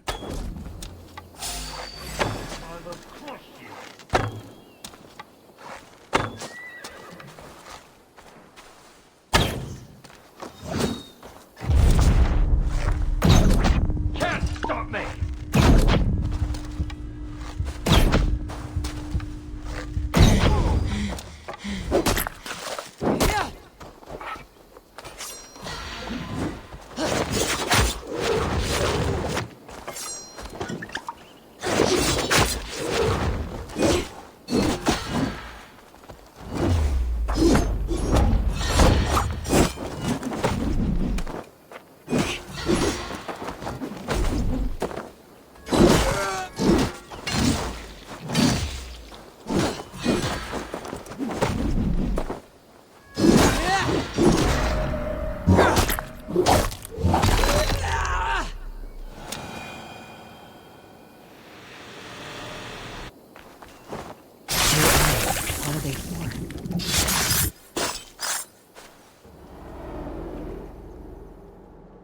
I once knew a man who cleaned all the rats in London.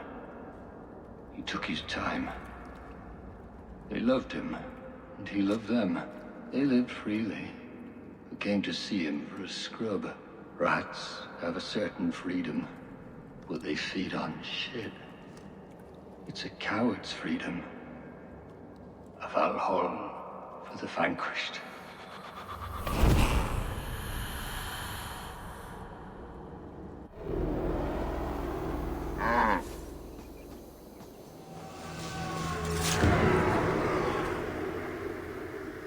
HROTHGAR.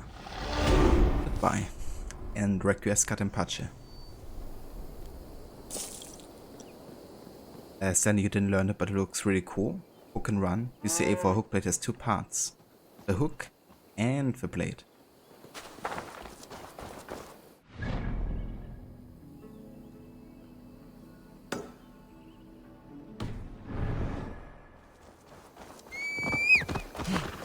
Without the cookies, that's enough sugar for 2 months. It's definitely fair. I did bake some zucchini muffins, like zucchini chocolate muffins, the other day. And when I put the amount of sugar in there, I was also like, yeah, that's enough sugar for quite a while. They were delicious though.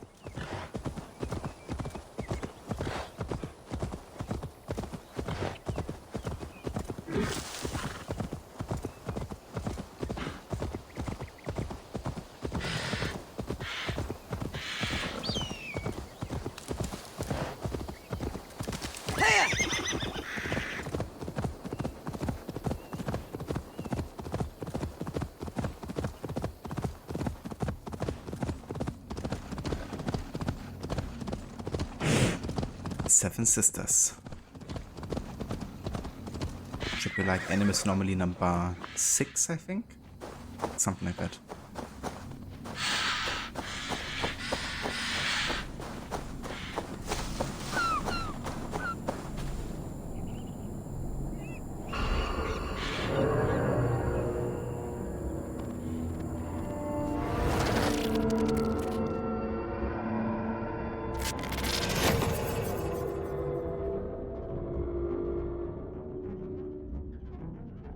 Yeah, that's more of a parkour focused Layla, how are you anomaly. holding up? Not bad, actually. These anomalies feel second nature now. Any ghosting effects? Double identity syndrome? Occipital shock signs? Hey, you trying to freak me out? My God, just let me work.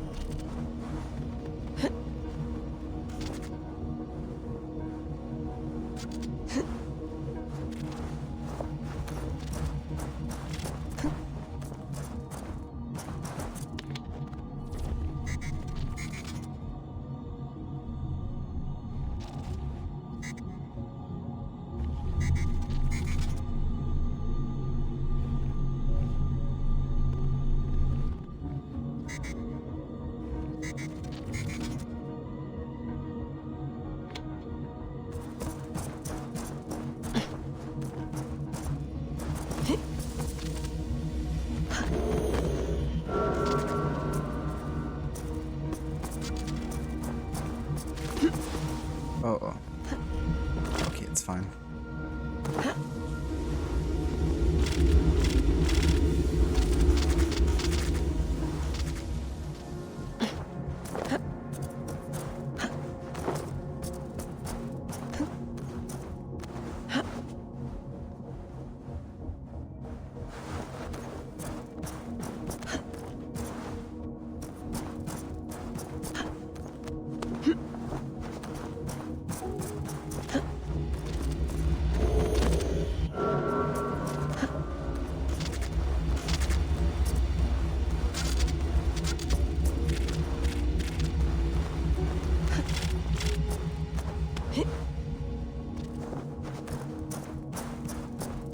And I wish we had like an assassin tomb in the game, which was as difficult as this.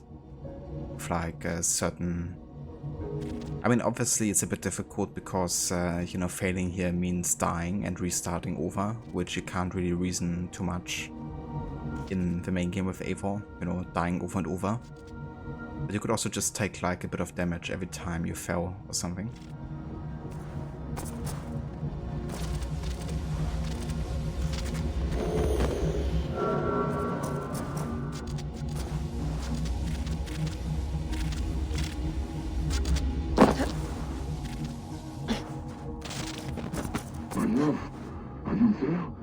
Speak and tell me you live.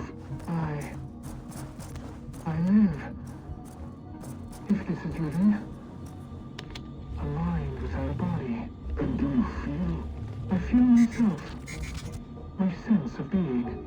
Nothing more, nothing less. No pain or joy or passage of time. And yet you are with me, and I with you. And together we will endure.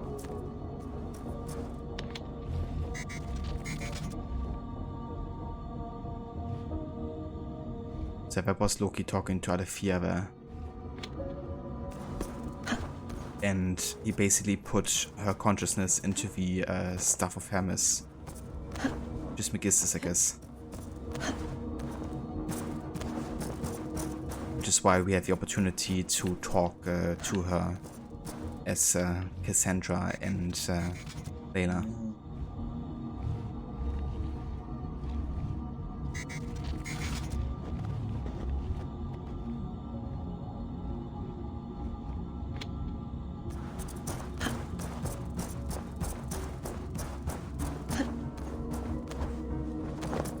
All right. Closing in on another one. Sorry to freak you out earlier. It's just, the Animus can be dangerous. Prolonged exposure is hard on a brain. I know. I want to finish this. Yes, definitely. Jump out whenever you feel worn down. I got it. Be ready.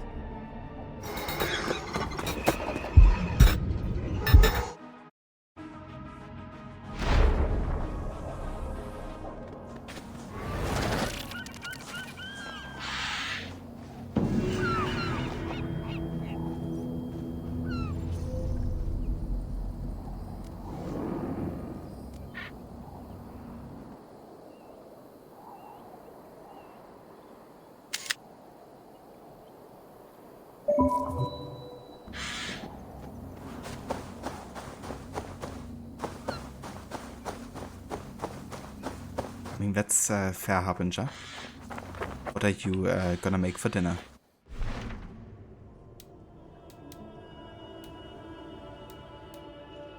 Okay then. Let's have a look over here. So we've taken down another couple of Zealots here, which means now we only have 3 Zealots left actually total. And as for the other order members, we can actually hunt the Vellum. Gotta investigate the fort at Thieves' Warren, atop the highest hill in all of Gloucestershire, just north of the town of Gloucester.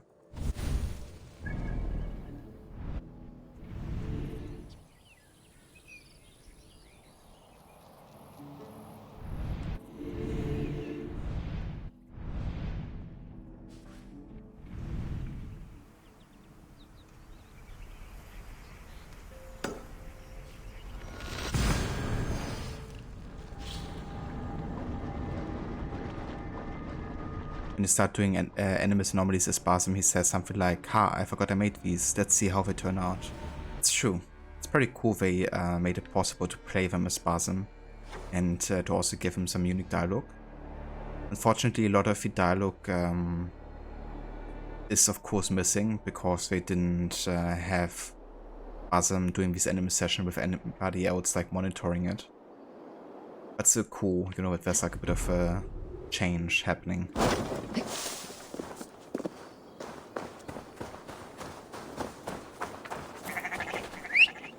I don't know the name in English, but it contains eggplants. I gotcha.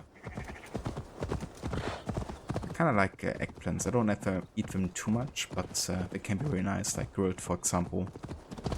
Or in like a moussaka, for instance. Quite like that one. I probably butchered that pronunciation. But I hope you know what I meant.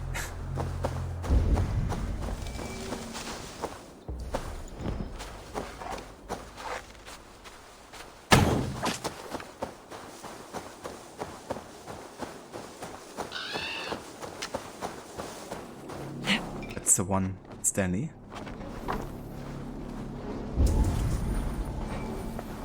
So somewhere here should be a clue.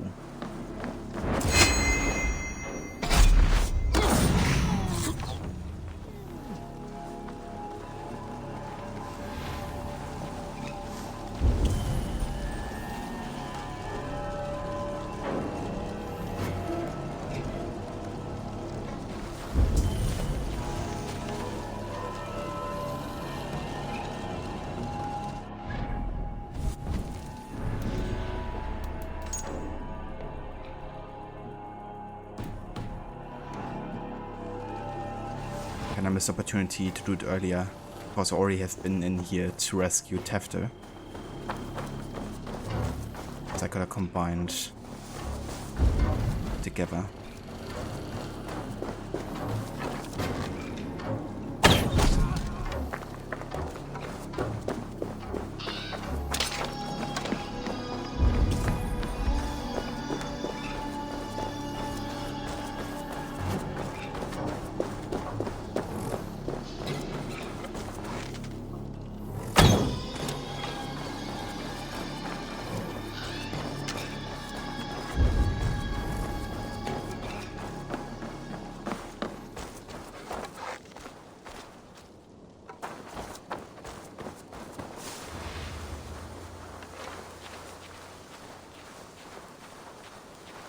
Kind of funny how they are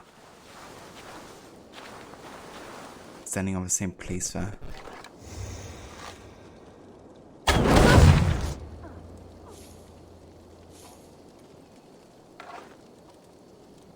Okay, nobody noticed apparently. That's good. But where's the clue?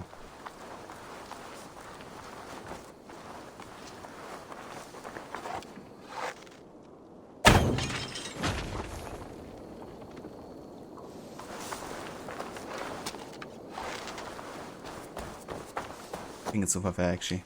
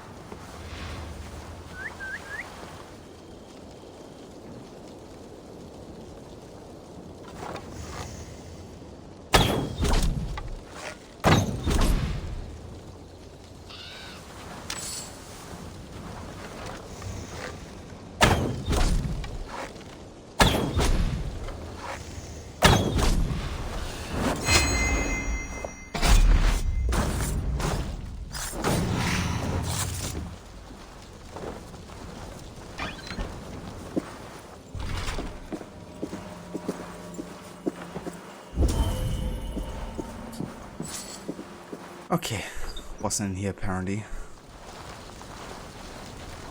Can I at least grab the key here?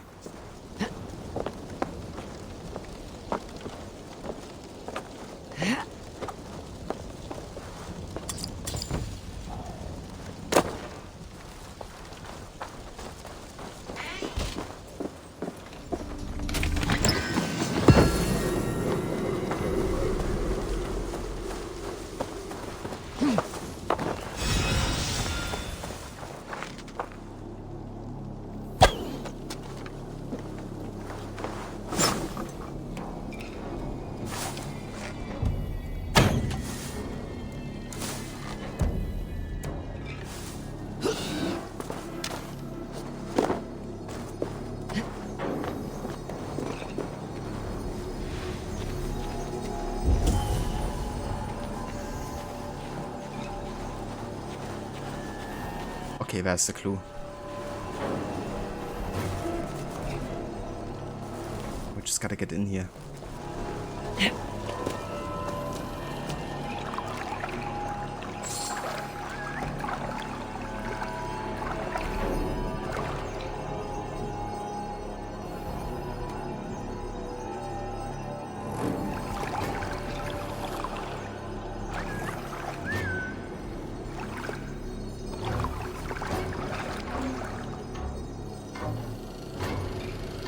Seriously, dude.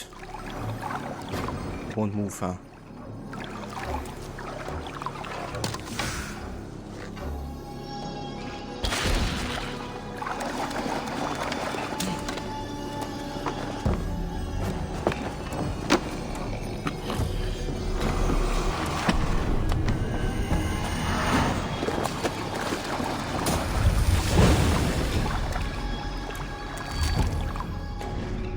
You got Vengeance of 4. New ability there. It's kind of like a charge attack, pretty much.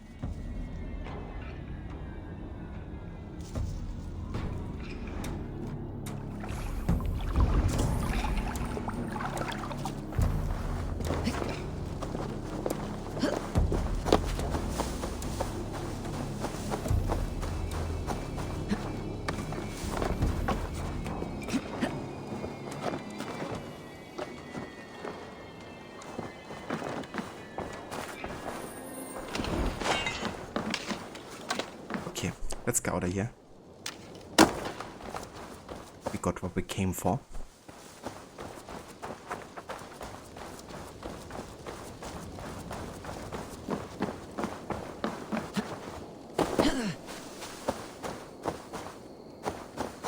Let's see.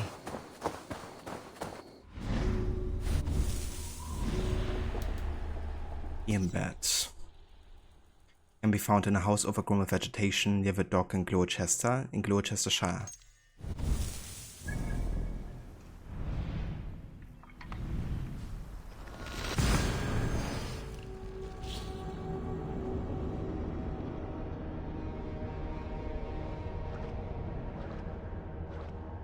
You also cook eggplant meals these days. Oh yeah? So, what are like the dishes that you like to make with eggplants in it? It is always nice to go with something that's in season. Cheaper and most of the time also, you know, tastes much better.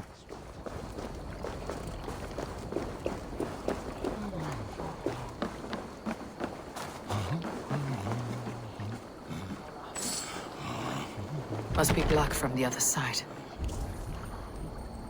He's inside here.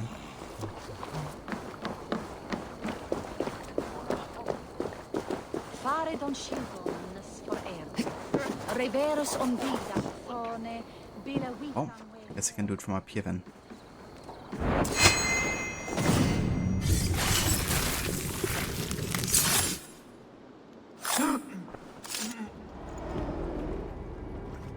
If an evil man brings you biscuits, do you give them to your children? I would not let good food go to waste. I would let my children starve. A serpent's gift will always end in malice. Sweet from evil remains sweet, even if it crumbles quickly in their hands.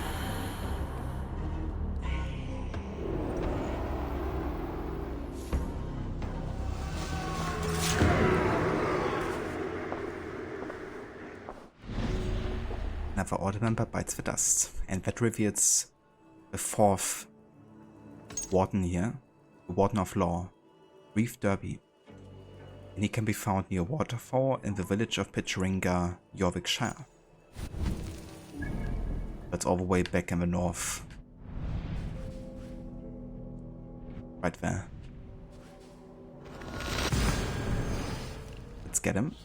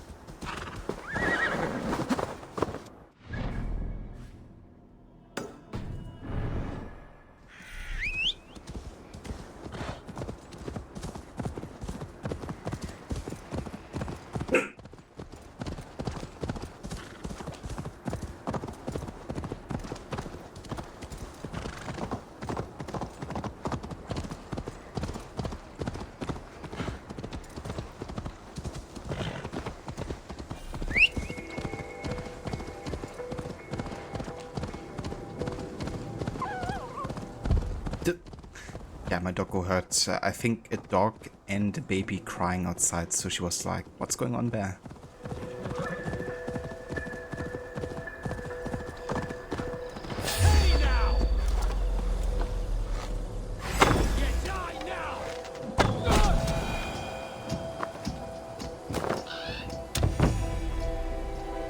I mean, Shibata, if a game appeals to you from just, you know, watching, then I think you definitely enjoy playing it as well. And I can for sure recommend it. It's just a game that you should expect to spend lots of time with just because of how big it is and how much story it has, so that's something to keep in mind. If you're looking for a short linear game, then this ain't it. But it is really good in my opinion.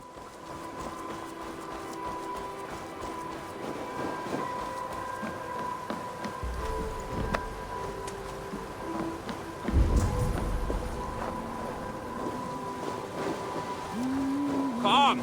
A little dice never cost any harm.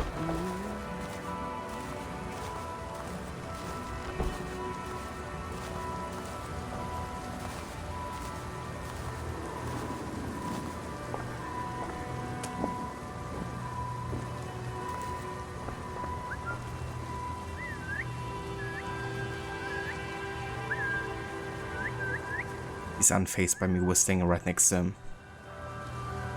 Oh, time to go to eternal sleep then.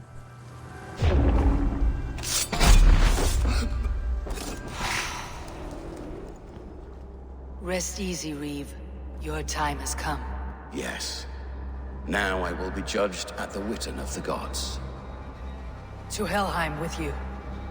Aye. Even Helheim needs a Reeve.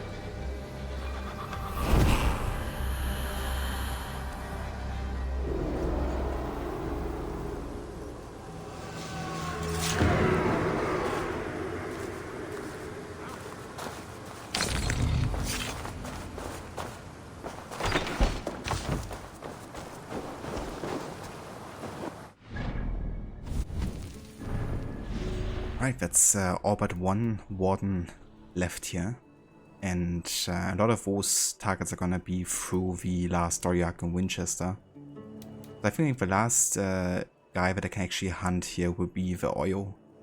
Actually, hold on.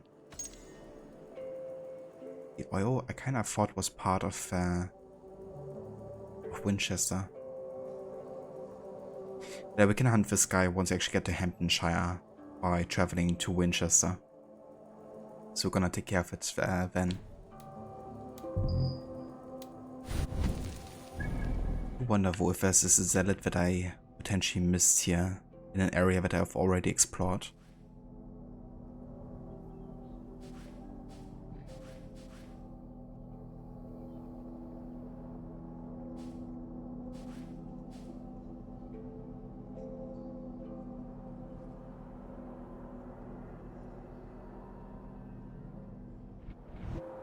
I mean, if so, it must be in like an unfogged area.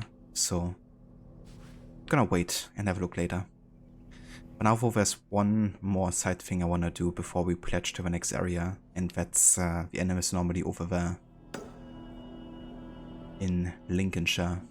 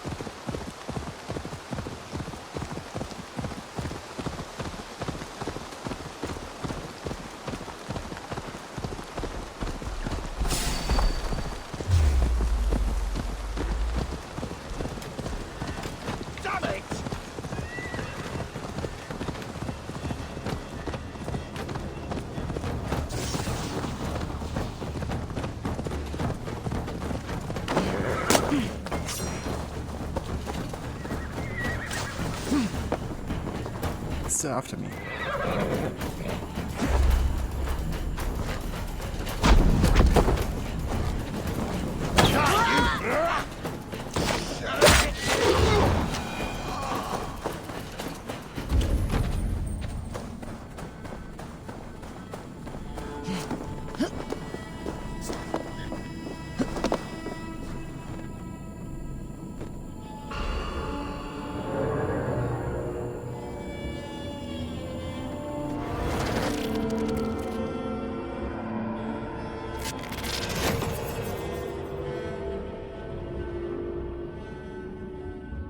Anomaly number 7, if I'm counting right.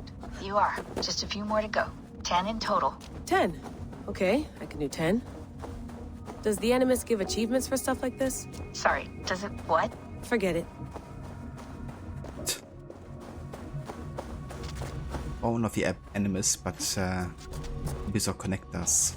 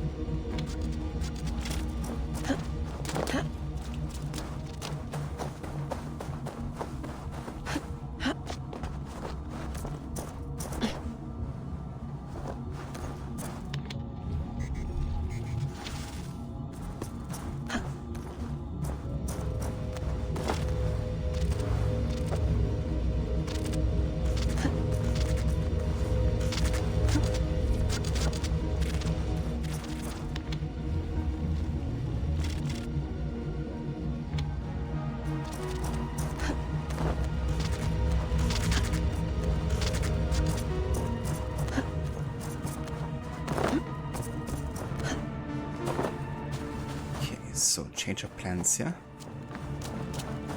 We will go ahead and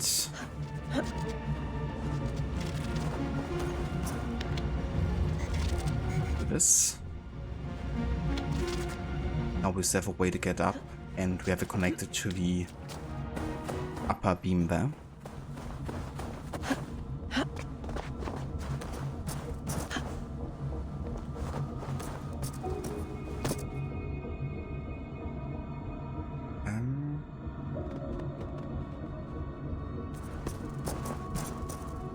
Now the question is, should probably align this one now with the middle connecting part here, don't I? When I lose the splitter there.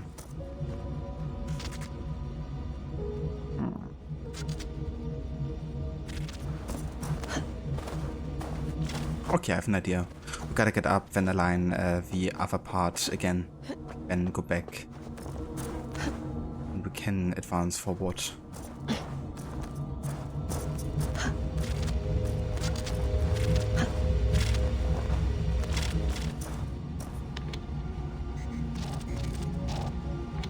That's...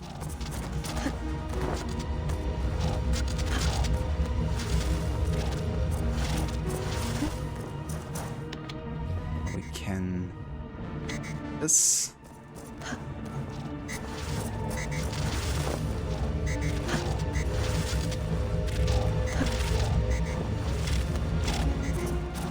and finally align this with the platform. Stop. You still love. You're injured. Let me see. No. No more, please. Let me die. Here. Where all is quiet. No. This is not your end. There is a way. A piece of Eden. A staff. Attuned to this method of transfer. It may work. I made up like the outcast's husband. A beating heart without a mind. Do what you must. I see no other way.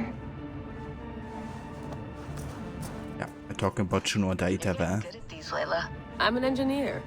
These puzzles are child's play. Still, it's physical and mental. That can't be easy. That's true. I never had to swim through any fluid dynamics equations to solve them.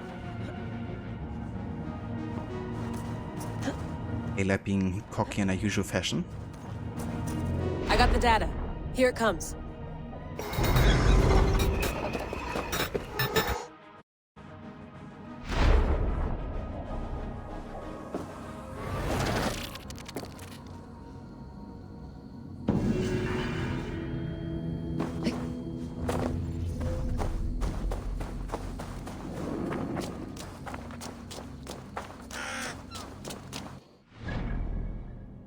Oh, that's actually another Zealot. Guess we're gonna take this one as well.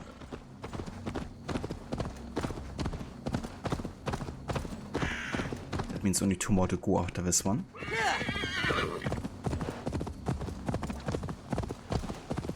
Payback time, heathen!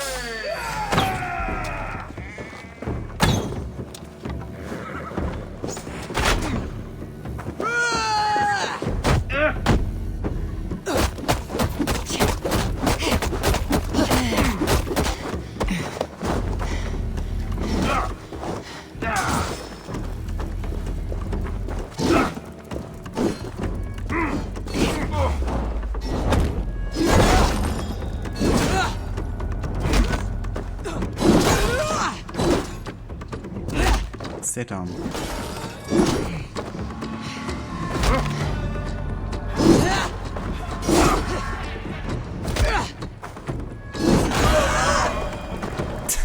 swear, the hammers are so freaking OP. You can just use heavy attack and let them stay down. Stomp into their face and rinse and repeat.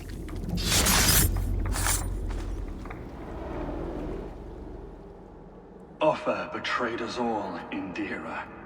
Now we crawl about for the scraps. Whatever crumbs you leave behind after your raids. You wish you were a raider, a dringer.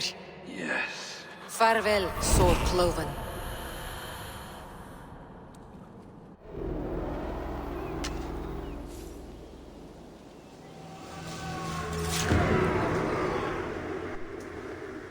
Hey there, Seket. Welcome in.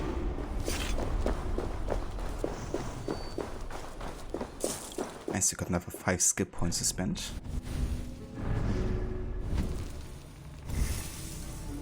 I want to go for the last chance healing here so we can get that now.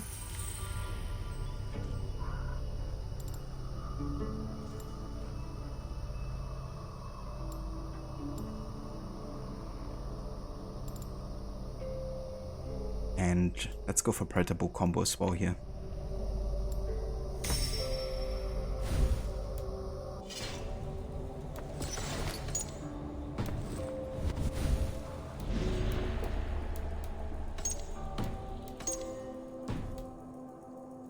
Alright, so 2 more Zealots and a handful of odd members, and then we are also finished with this part here.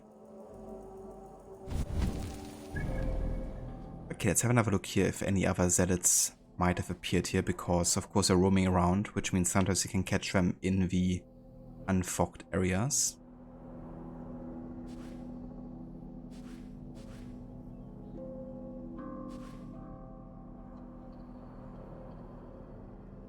But I think it was all of them for now. Okay. In that case, I think I'm gonna go and travel back to Ravensthorpe. And then we will take a break, so we can start the next story arc, Snottinghamshire, after the break.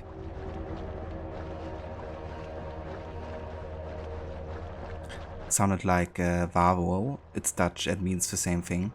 Could be, yeah. These Zealots have often very Germanic sounding names. Or like manner of speaking in general, I guess.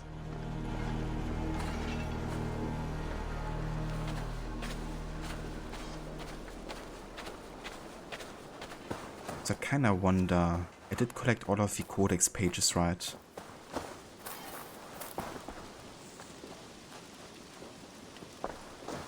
But if we have, then there should have been something unlocked here.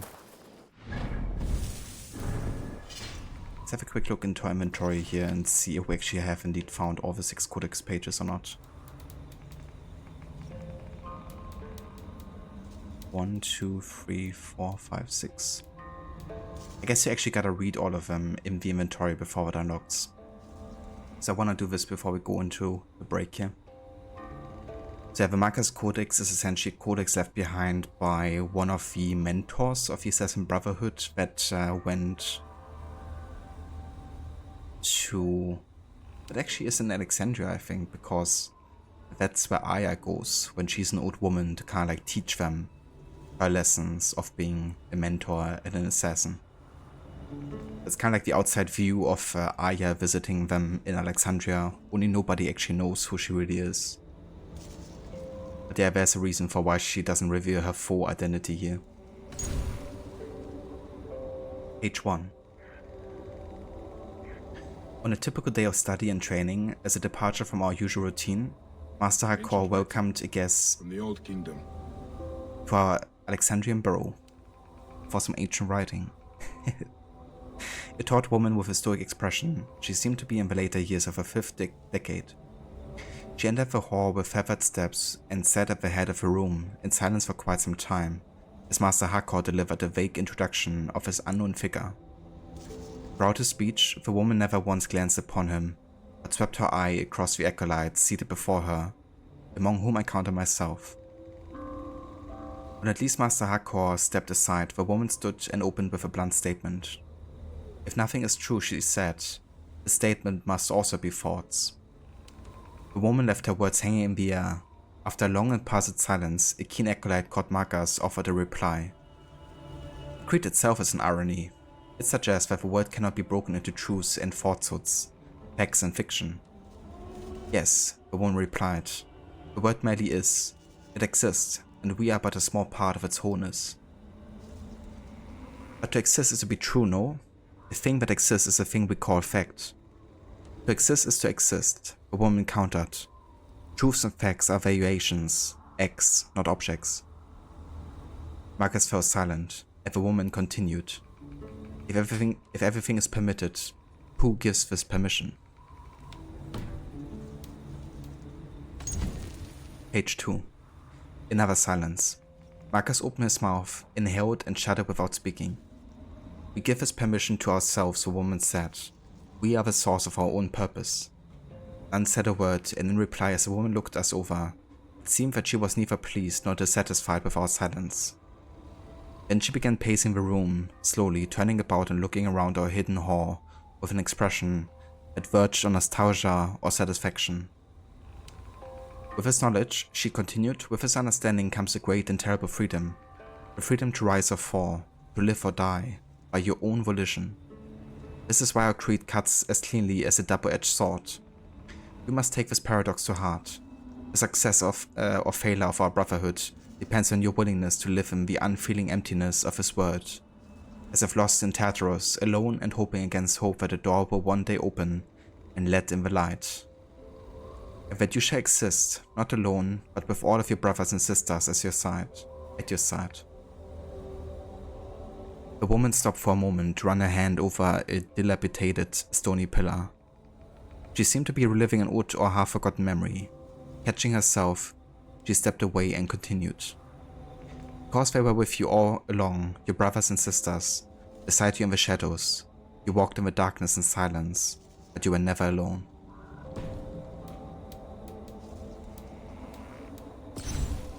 Page 3. Yet, to see the last light, you must first feel the loss, the emptiness, the pain, and you must act always with the belief that you have failed, that you will fail again, that you must always fail.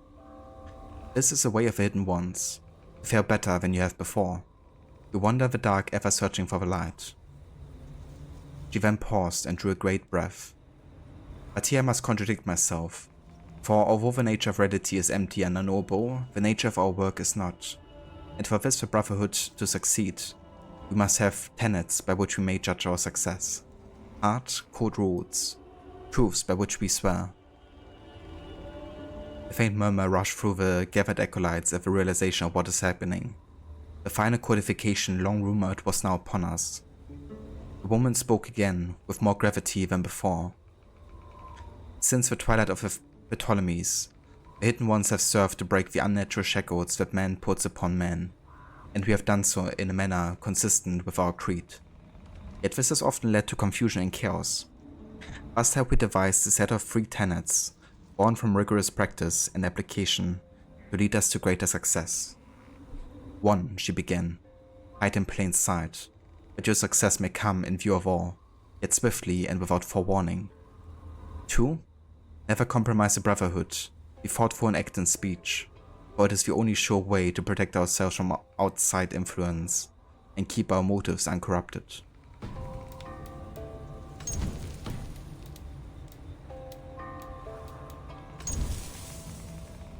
And 3, stay your blade from the flesh of an innocent.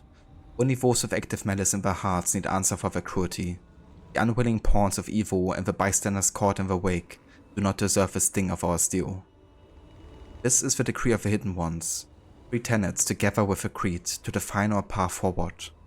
Only these and nothing more. To encumber ourselves further would only dilute our resolve. Here Magas spoke again, most ardently now. Yet, if nothing is true, how can we justify such strictures? Shouldn't we be free to pursue our goal in whatever fashion we see fit? If here this is a fatal irony, the woman asked. I only wonder at the contradiction, Magas said. From what authority do these tenets derive? We are hidden ones, as title we gave ourselves, and we gave ourselves a goal, the physical and spiritual liberation of man. These are self-made ambitions. To achieve them, therefore, we need laws to guide us. There's no magic in these words, They appeal to a higher authority. We follow them only because they help us achieve what we ourselves have defined. These laws, they allow us to persist. The effectiveness of any tenet must be judged on the outcome of its practice. She grew silent for a moment, looked at Master Hakor, then back at us. Let it be known and recorded.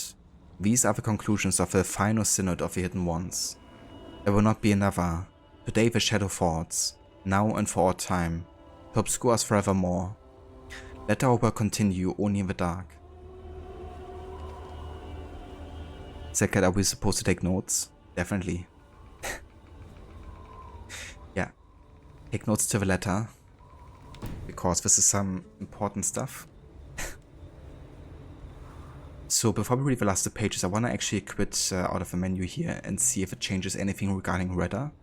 Because at some point it actually tells a story about Bayek and Aya, and I'm not sure if it's connected to reading about the Codex pages or not. What I'm actually gonna do is I'm gonna port myself into Ravensthorpe again and see if it changes anything.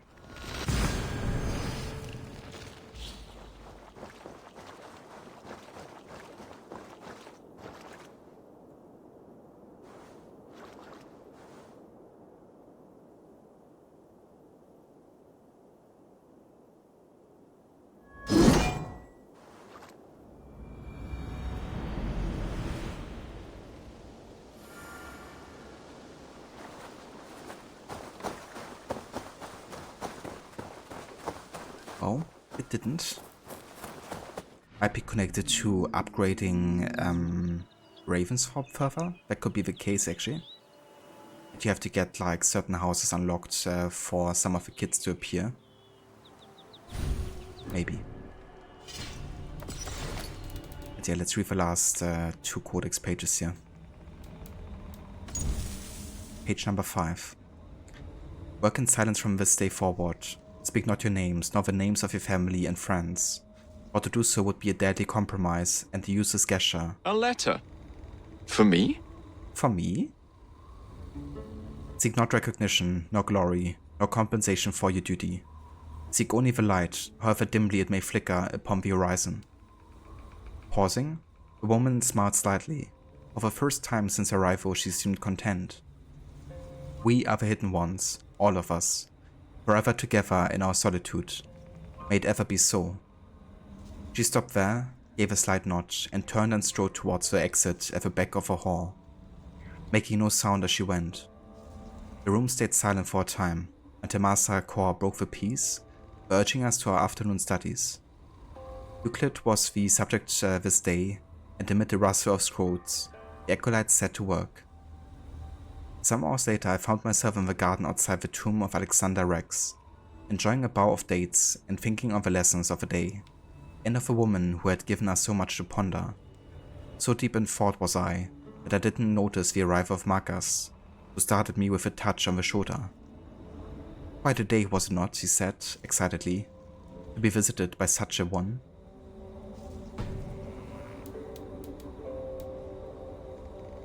Hey there, Maxie. Welcome in, dude. It's going very good, thank you. Yeah, we're on the home stretch here for Valhalla. Only got very few story arcs left. So, yeah, doing good. Also with the stealth challenge, we have still only gotten detected 8 times so far. So quite happy with how that's going. How are you doing?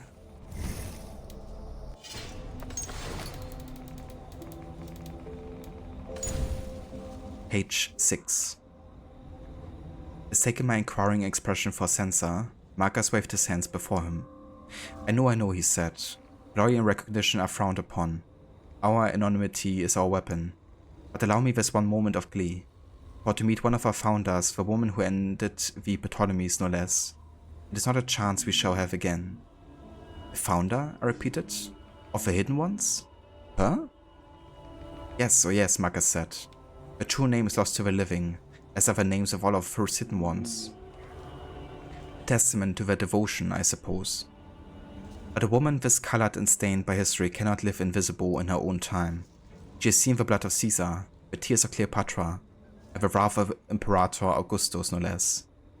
Magas leaned in close so that only I amid the drifting bees and butterflies would hear. She would kill me for speaking her name, but I would say it. Amunet they called her, a long time ago. And today for a moment she lived not in memory but in flesh. As for the rest they are gone, and happier for it, I think. This is really interesting because even though Aya embraced her identity as Amunet first, she took a lesson from her years as an assassin. And as a result of these 3 tenets that she worked out because of practice and experience, she found it smarter to kind of like not be known, to not make herself be aware or make others aware of her existence. But ultimately, you know, she does live on, and that's why she's remembered later also in the sanctuary of the Villa Auditore in Monteregioni, being one of the 6 or 7 assassins, I should say, that were remembered in the Brotherhood. It's because Magas couldn't keep his mouth shut. That's also the reason why Bayek has not been remembered by the Brotherhood, even though his influence was also huge, of course, on the creation.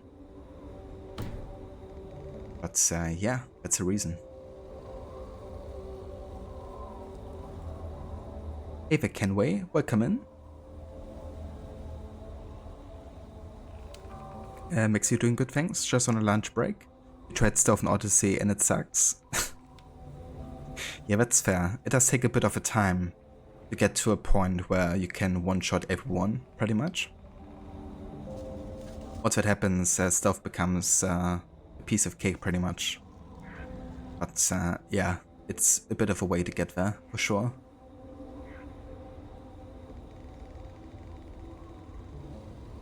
It doesn't seem to be a mod that have stealth kill be an instant kill. Yeah. I do think that there's an item that actually allows you to insta kill everyone. That they added in like a later patch. It might even be connected to the kinda like crossover questline or something. I didn't play that, so I didn't obtain that item myself. But yeah, I do think there's an item that gives like guaranteed assassinations or something. Might be worth a try to look that up and see how to get it.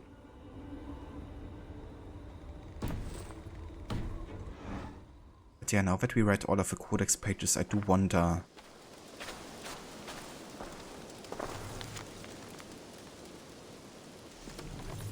when we unlock this part here. Because there's gonna be a letter that Bayek wrote to Aya that we can read. Which I think is connected to having all the 6 Codex pages, but I might just have to kill more Order members before that happens. Salutations. Good. Guess we have to wait still.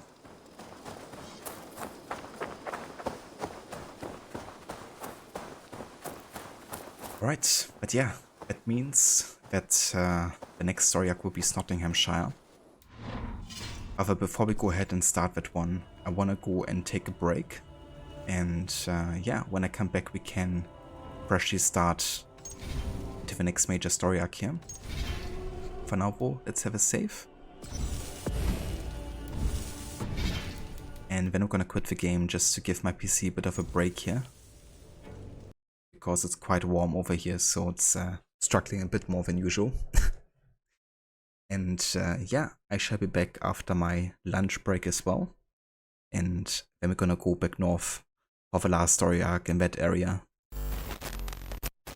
And yeah, after that we only have Winchester left really before we can leave for Norway. So that's exciting. We won't get that today anymore, but certainly in the next stream I think. But yeah, I will be back in just a few.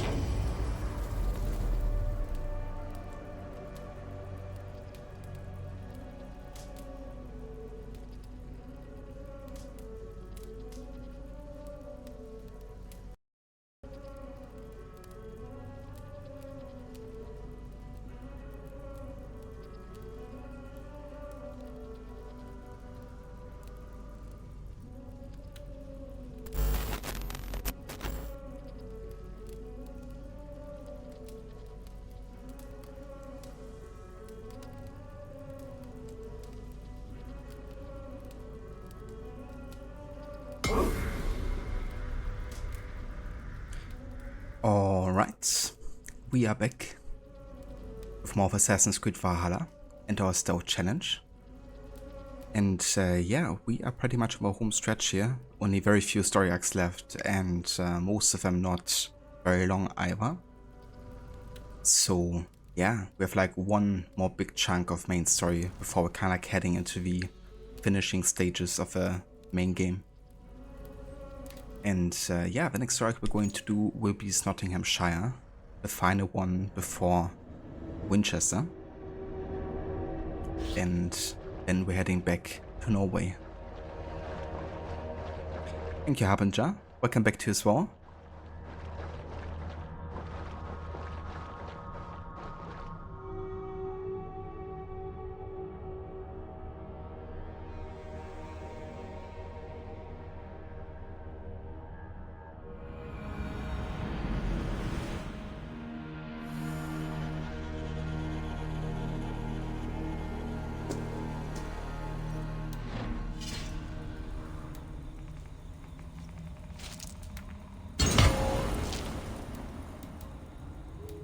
Okay, so I actually want to change my weapon combo here.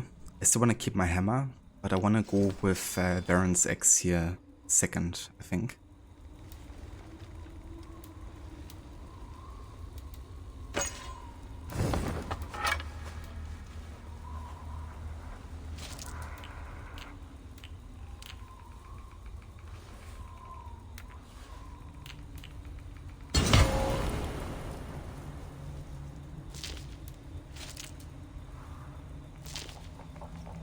And I think I'm also going to upgrade Baron's Axe to the final appearance there. We should have enough tungsten ingot to do it.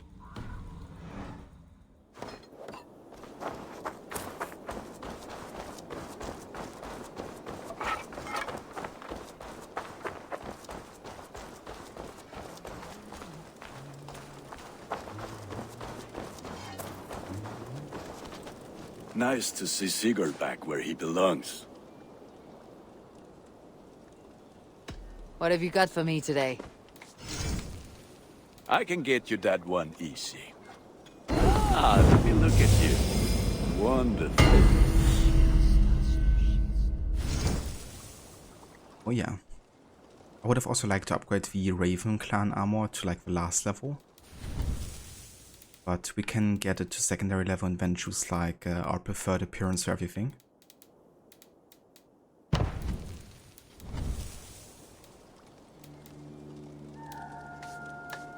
All my pieces are good, but that one's very good.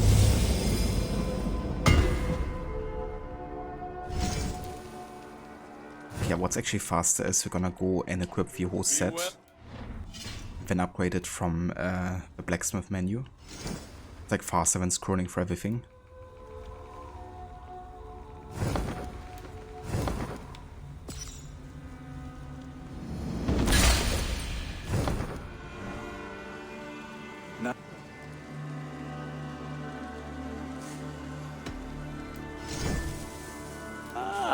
That one's pretty good.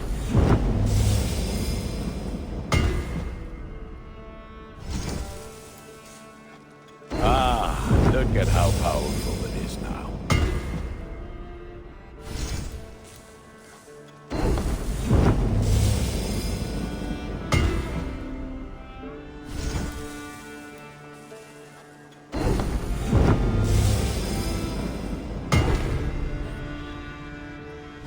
Is that what you want? I like that look actually.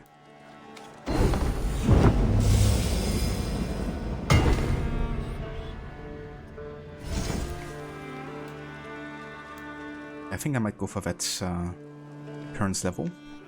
This will serve you well, Flawless.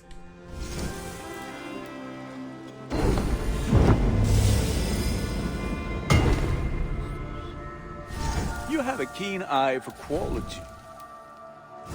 Okay, let me go back and equip the Animus set again. That gear to good use.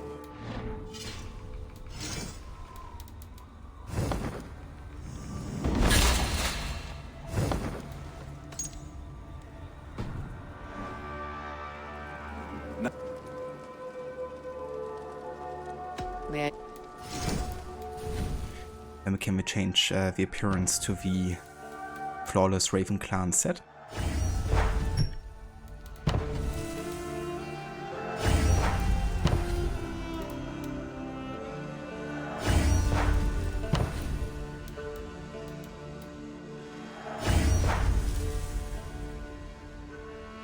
Oh yeah.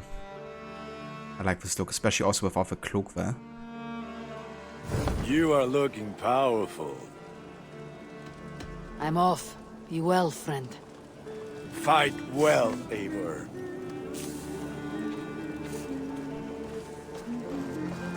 Right, and then we're ready. Go to Nottinghamshire, I guess.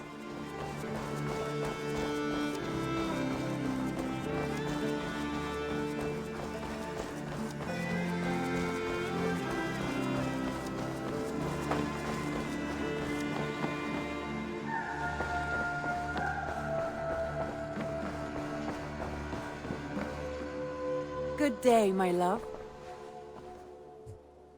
I want to see the Alliance map.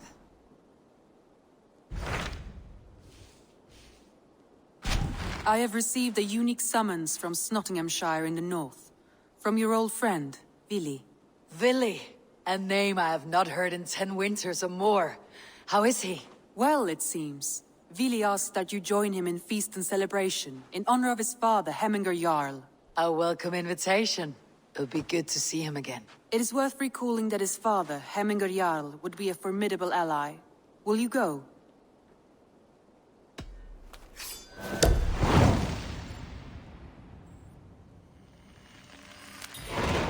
I will leave for Nottinghamshire today. Good. They will be pleased.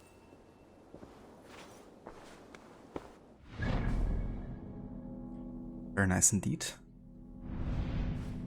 Let's do it.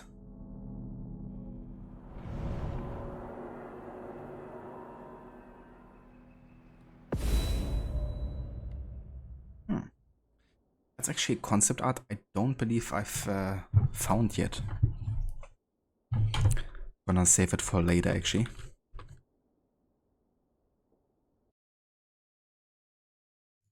Perfect.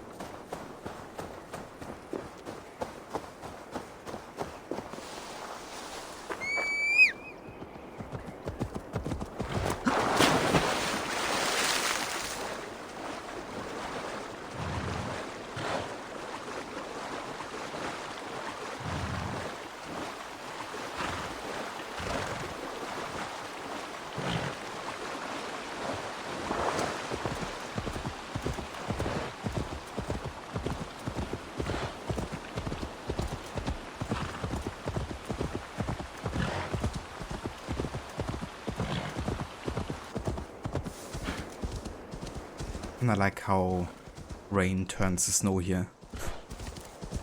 This transitional area. It's nice that it isn't like super abrupt, right? Like going from fall or autumn here to winter.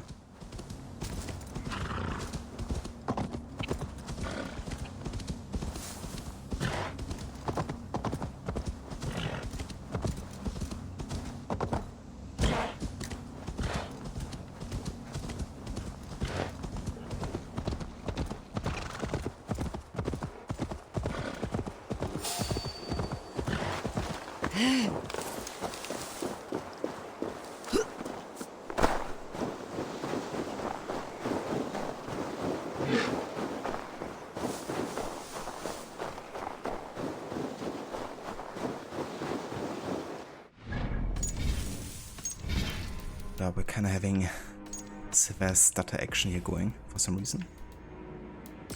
Sometimes changing back and forth after tapping out can help with that.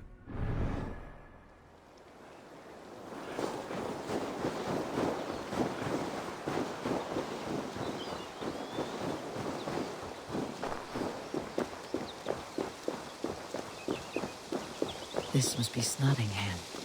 Saxon and Dane live in peace. I expected nothing less for land under Hemminger Jarl's rule.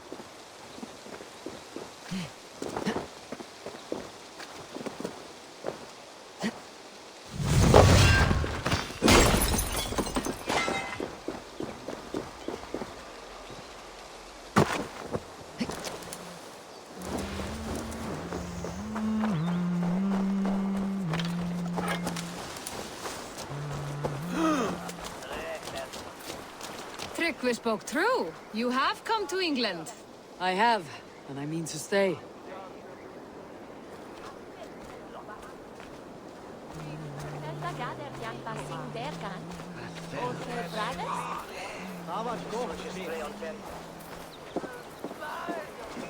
Snottingham. It'll be good to see Vili again.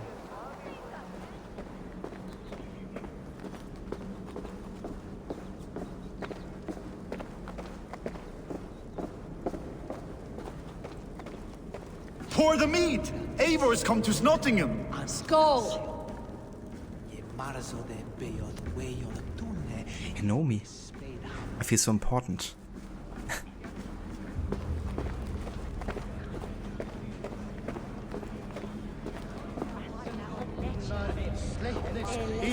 Make sure the supplies are secure. We may set off at any moment.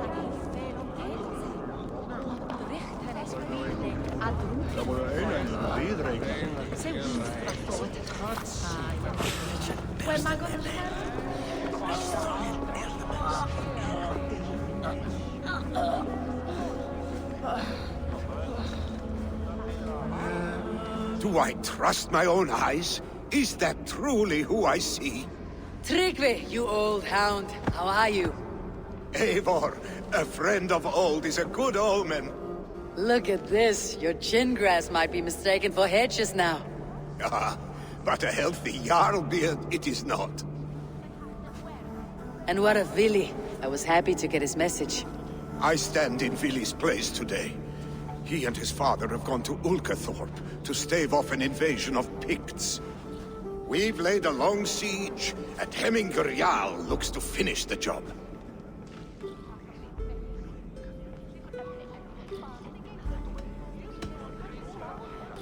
Off looking for a fight. I should have known.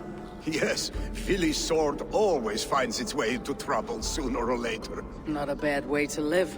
In spite of these war cries, you should know that Vili's father is more frail than last you saw him. How could that be? Hemminger Jarl is an ox.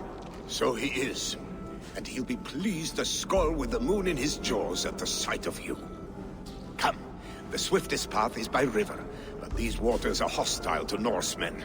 You bring good luck with you. We could guide the sail steeds downstream.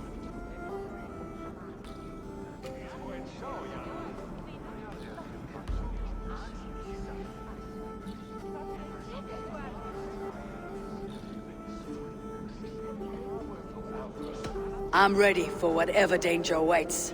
Prepare your convoy, and we'll be off.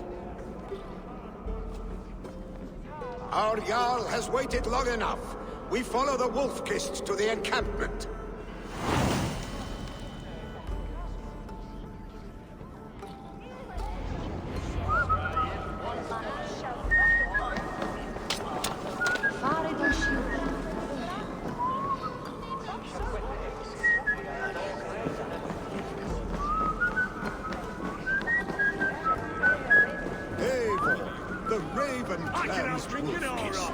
You'll soon have more names than the All-Father himself. I've traveled far, spilling the dew of slaughter. A reputation is the price of victory. Aha! Indeed!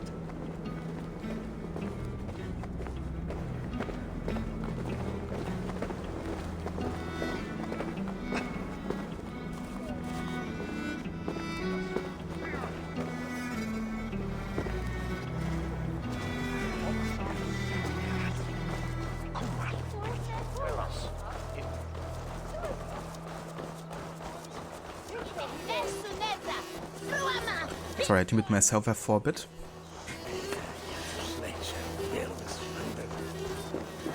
Trickver is a really cool character. In general, I really like that this is more like Hope Some Friends type of story arc, you know.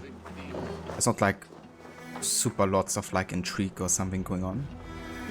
Ready the sea beasts. Eivor Wolf-Kissed is here to escort us upriver.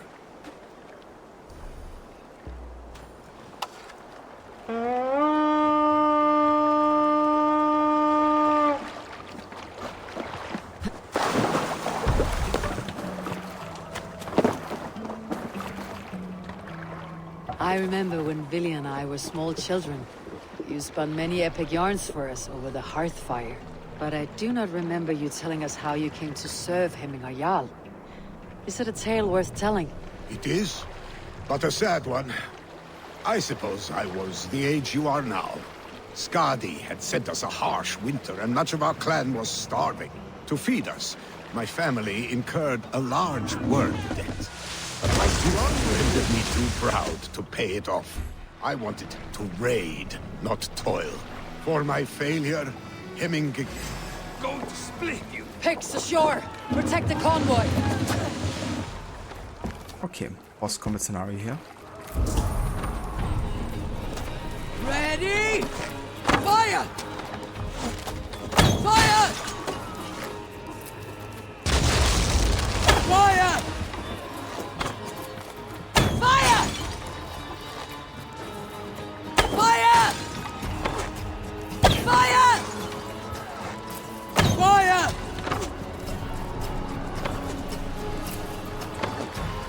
Ready, bows!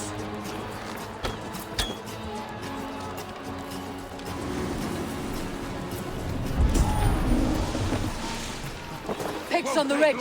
Guard the convoy. Oars, back us around. The convoys play fair. Fire! Fire! Fire! Fire!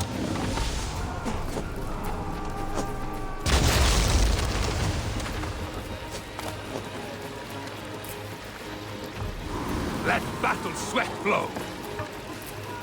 The convoy remains, Wolf-Kissed.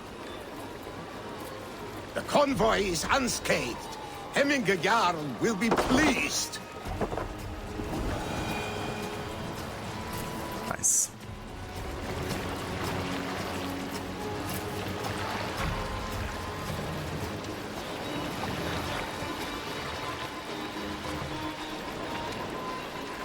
Let's put in here.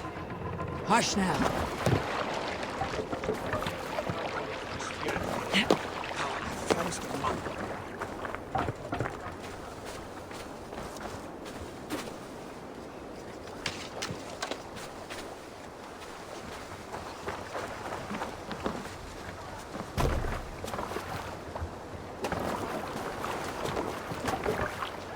Let's go. Why is it like still marked here? I think I have to wait for the convoys, don't I? Make for the dock.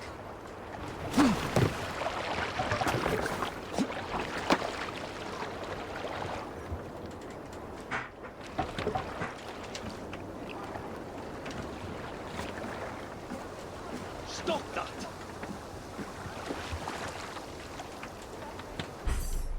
There's still one more coming.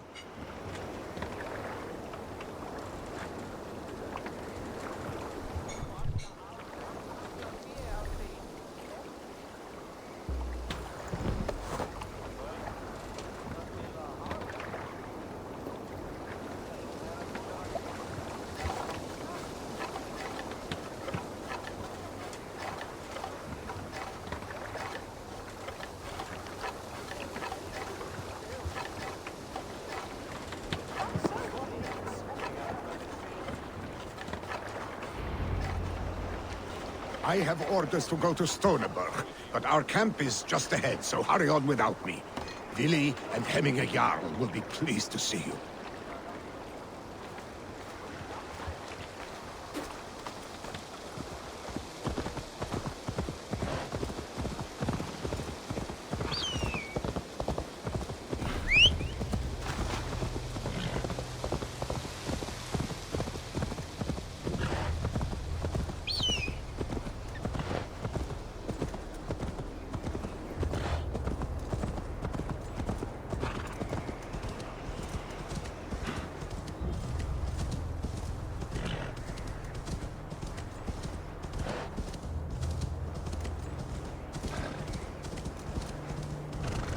well now.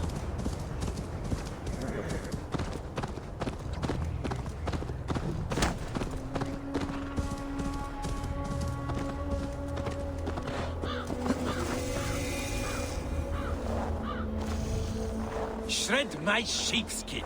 That there is Eivor the Wolf-Kissed. It's me. Eivor! Hail! We have not laid eyes on you for some 10 winters now. Hail, friend.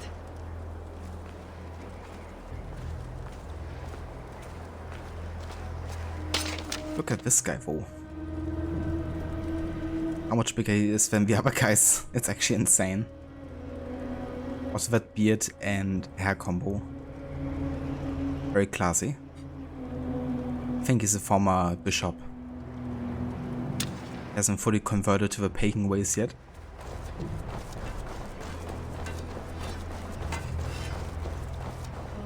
The Picts cower. Muster the men for battle. Probably kept bumping his head at the church entrance and then was like, enough of this. It's a Viking way on all way. Freya's kiss. You came. Welcome. Your son sent for me, Hemminger Jarl. One of the happier messages I have had in England. I wish I could expand on this happiness with good news. But we are in the center of a storm. And yet, my old heart sings great songs at the sight of you. You look good, Eivor. Strong, healthy.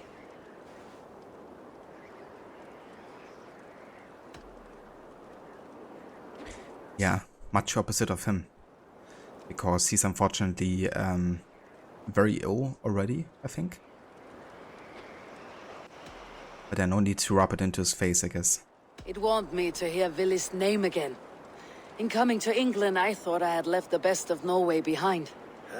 He often thinks on the old country as well. Seems to think his life was simpler then.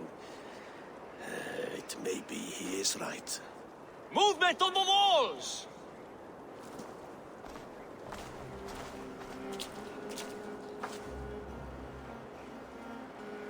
We must end this soon, before the weather changes. The whole of my clan would be here if you called them. No need. These men are flies for swatting. Even now, Tryggvi rides for Stonebur, should any Picts escape. It will all be ended by this time tomorrow.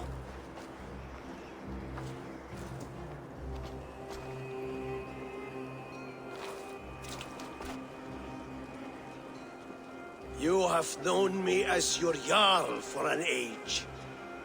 And I have known and loved you all since you were babes. An easy burden to bear. Let's hope you fight better than you age, old friend. You're not slurring, Willi. Have you mislaid your ale? Today, you do not fight for me. Not for each other. Today, you fight for your children. Fight so that they may grow. So they may be good and just as you are. For them, today, we take back Ulkerthorpe. Tryggvi and Eivor have brought us arrows and oil to bring firelight to the Picts, to feed their traps. The first to signal from the top of that tower, their war chief's weapon in hand, drinks my mead for the month.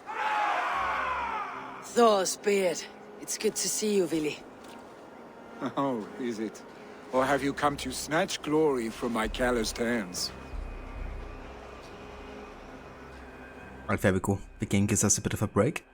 Perfect. Hey, Verot, welcome in. Thank you so much for the raid, dude. And welcome in, raiders. How was the stream today? I hope you had a good time with Arkham City. Ava Lucinda, welcome in, good morning. How was the rest of your Black Flag session? I was actually going back to your stream, recording and watched parts of it. Seems like you enjoyed all the new additions in the game. like the convenience options, for example, with like the double kills and different weapon combos and stuff.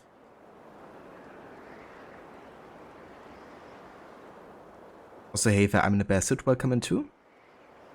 And Brutus, welcome in, thank you also for the follow. How's it going, 19? Thank you also for joining with Rod's raid there. Hope everyone enjoyed some Batman over at Rod's as well. And yeah, Valhalla's going pretty good. We finished with GLOWECESTRESCIRE, and then we did like tons of side stuff like Animus anomalies, order members, zealots and stuff. Also some tombs. So we're almost fully caught up with all of that done as well. And yeah, the plan is to kind of like play through Nottinghamshire maybe today still. So next time we can do Winchester, the rest of the side stuff, and then we can already go to Norway to finish off the proper ending, I guess. So it's definitely going quite good, like progress-wise for sure. And detection-wise, we had quite a bit of bollocks happening today. For example, like doing a chain assassination and then the second X goes through the head of the enemy but doesn't kill him. Instead, I get detected. So I had to make a few exceptions today, but I didn't have any like legit detections. So yeah, we're still sitting at 8 that I counted so far.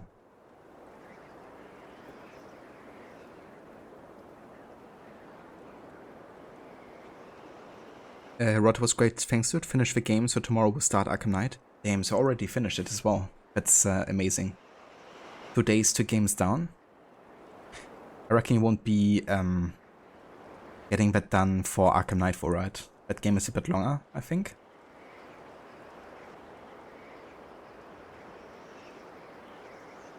Also, hey there, Wegman. Thank you also for the follow.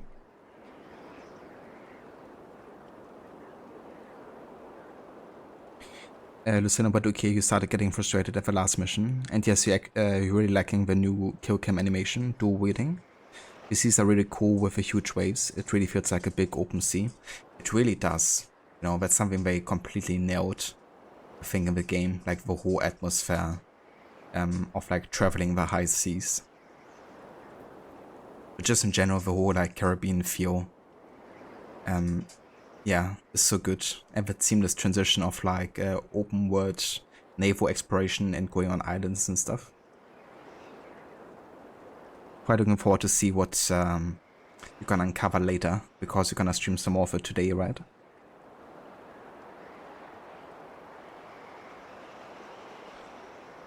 Stanley, welcome back. Detection bullshit for Valhalla, I cannot believe it.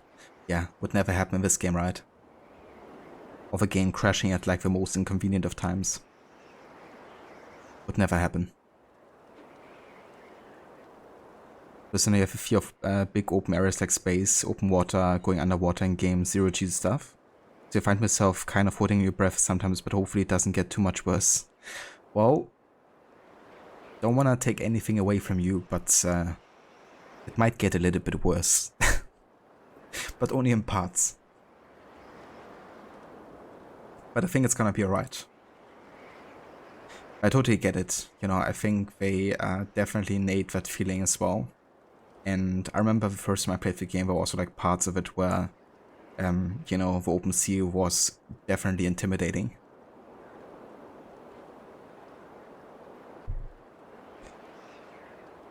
Hey, I'm in a best suit.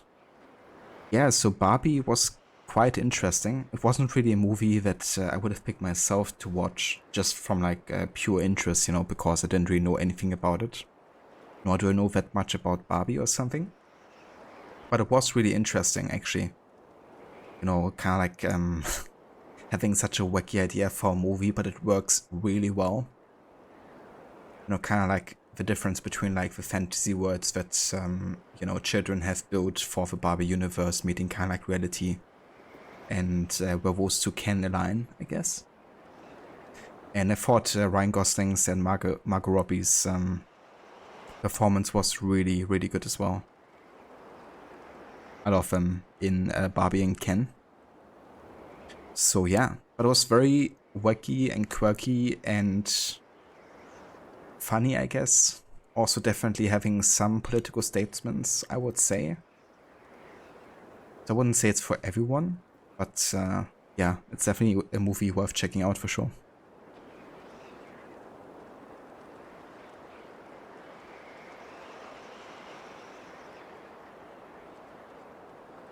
But excellent progress, getting closer and closer to the end. Of course that would happen. Got a lot of those bullshit detections. Also used to at 8 actual detections.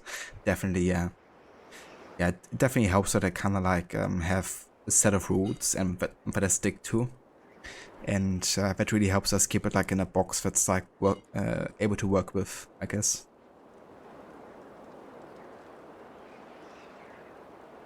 Running through them, you think Night would take a few streams maybe, or you thought that about Arkham City?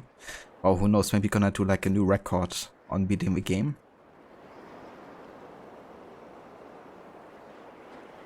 I got you, listener. Yeah, that's pretty much where the open world really opens up a lot more to you as well. So I'm quite interested to see what you're gonna think about it.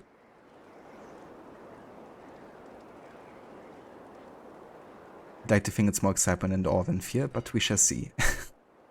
Maybe a good mix of both.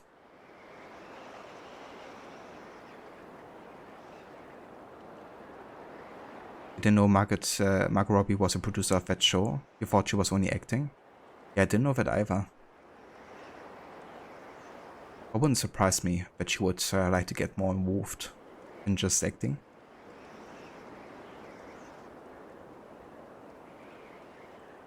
That's a movie I haven't seen yet, Rod. But yeah, I do really like Ryan Gosling for sure. I haven't seen all of his movies, but definitely quite a few. Remember The Titans? It's like an early 2000s movie about like was it? I think it was just regular American football. Kind of like a sports themed movie, but kind of like mixed also with like putting racism at the forefront and kind of like making that like a struggle to talk about. Really well done, actually. How some of the characters overcome that, kind of like their preconceived notions. And Ryan Gosling was like really young still in that movie and played like one of the football players there. Probably the thinnest of them all. But yeah, he was really good in that, and then I also loved him in Drive and Only God Forgives, which he also has done with the same kind of team behind Drive, I think. Also Crazy Stupid Love. Like, I'm not really too big on romantic comedies, but that's actually quite a funny one with Steve Carell in it as well. He was like so damn funny because he plays kind of like this womanizer character that kind of like teaches this like older guy who's like freshly divorced and stuff, you know, how to do it nowadays, I guess. But yeah, ends up also learning from him, actually.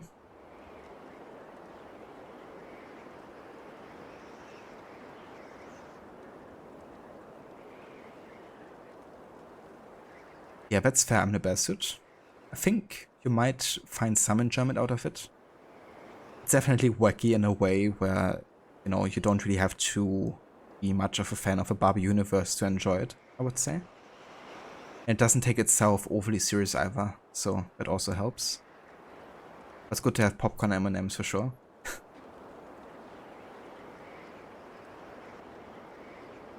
Yeah, Drive is such a good movie. Really ought to rewatch that one. That's the one, Rod, yeah. Yeah, Denzel Washington was in it as well. He played like one of the coaches, I think.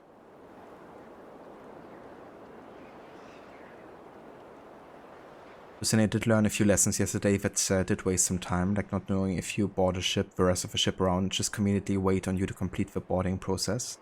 Yeah, that's fair. You're gonna have lots of those moments, I guess, because there's quite a few new mechanical introductions in that game. But that also makes it fun, I think, you know, having that like learning curve.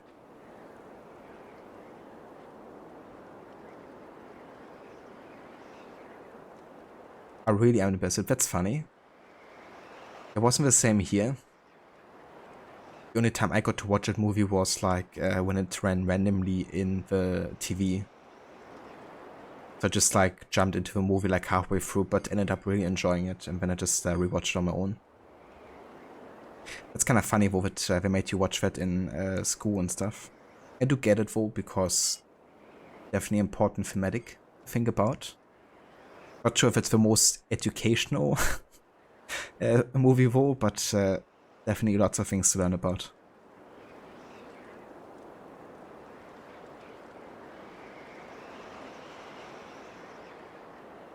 Romantic comedy you like is 50 First Dates, A Guide to Being Divorced. I don't think I've heard of that one yet.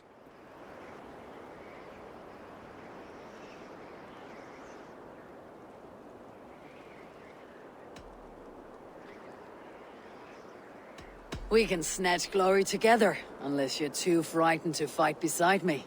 Oh no, this is a contest now. To the top of that tower, and the Pict Chief is the prize. For old times then. And new alike. Fight, Hemminger sons. Bring victory today, for tomorrow we feast! May they burn with flame unbridled! The Pict Chief hides behind his men like a cat.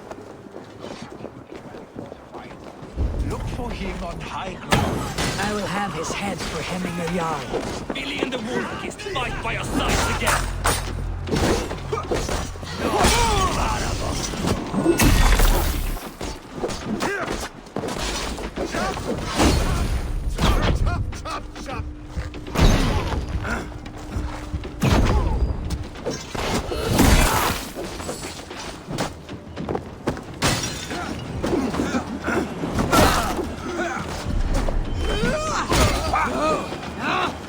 That's new leather.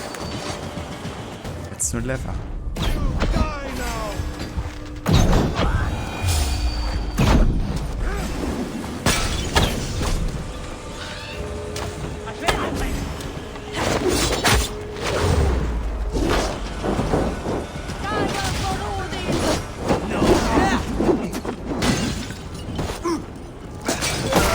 Glory to the Hemminger sons!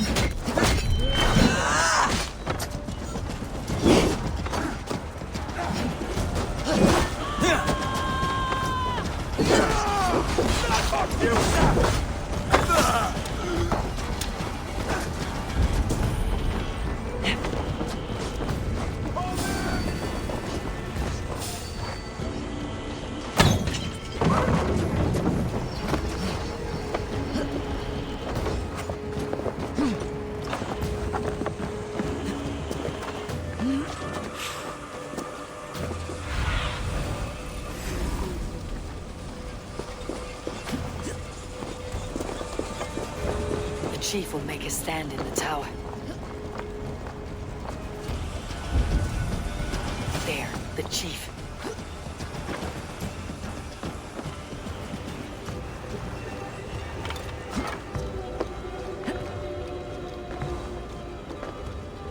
Okay, so the question is if this part can actually be done stealthy now, or if they're gonna like immediately attack me on site, like automatically. Because given that this is kind of like a siege-like mission, there's a good chance that they will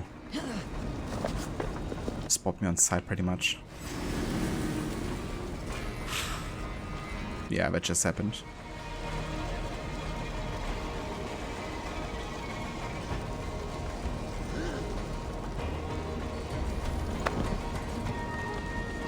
The other guys don't seem to know me. It's kind of bugged. Like, nobody sees me, but then I get like immediately thrown to combat here. So I will make an exception here, given that it's also like a not like siege mission here.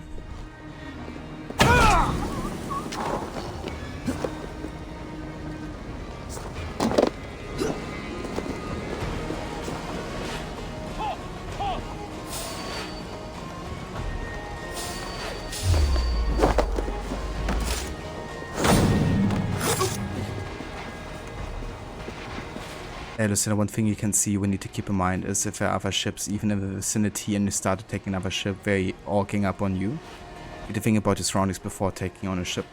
That's true. At the same time, what the fuck is happening here? Why did they all go up here?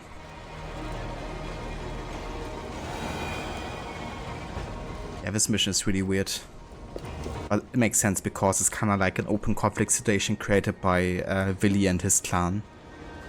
You know, which kind of like makes all the other guards in like investigative state and completely screw with a whole stealth. Essentially.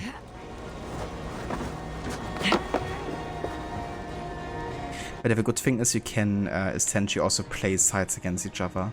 Or kind of like wait for them to battle each other for a bit and then join in the fight and then just finish them off essentially.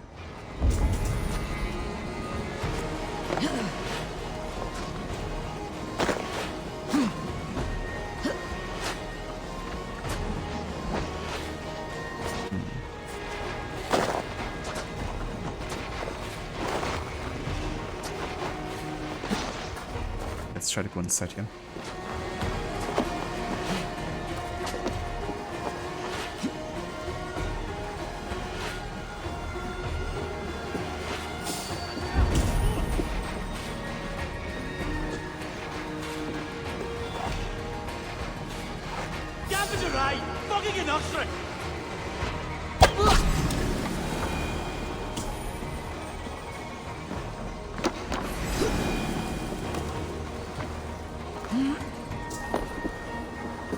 Yeah, I swear, this whole mission is super bugged when it comes to stealth. It's not even funny. I was gonna make like a full exception now and just run and fight, to be honest. See how I'm getting detected and stuff? Yeah, it's... whatever, we're just gonna do this.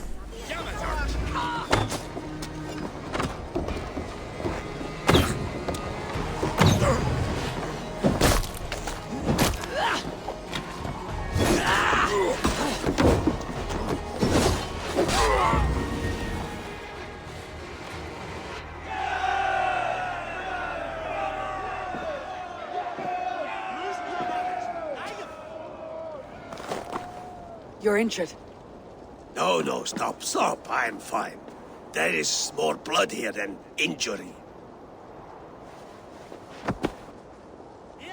Pride cannot heal you, Hemminger. Only care and bandages. My clan fought well, did they not? You saw it. The heart in these people. How they rallied behind their Jarl.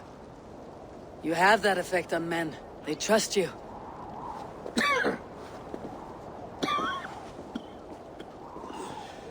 And they love my son all the more. But he lacks the trust of our Danes. And I am running out of time to persuade them. You are sick. And you accept it. Unlike my son, he thinks me immortal because he must. He does not want what I have to give him.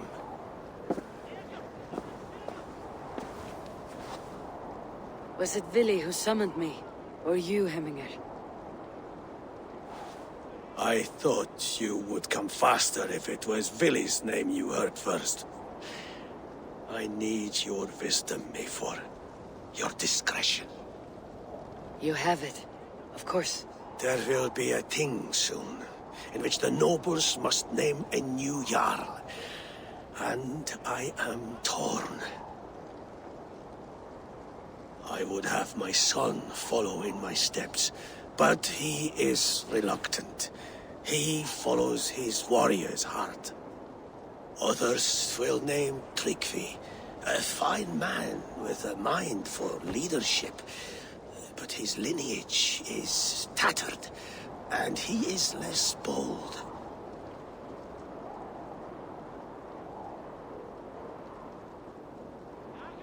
Yeah, that guy in the background was like doing parkour training or something. Yeah, the music is absolutely amazing, Lucinda, for Black Flag. Brian Tyler was actually the composer for that. However, Sarah Schachner, Also ended up working on Unity, Origins, and this game.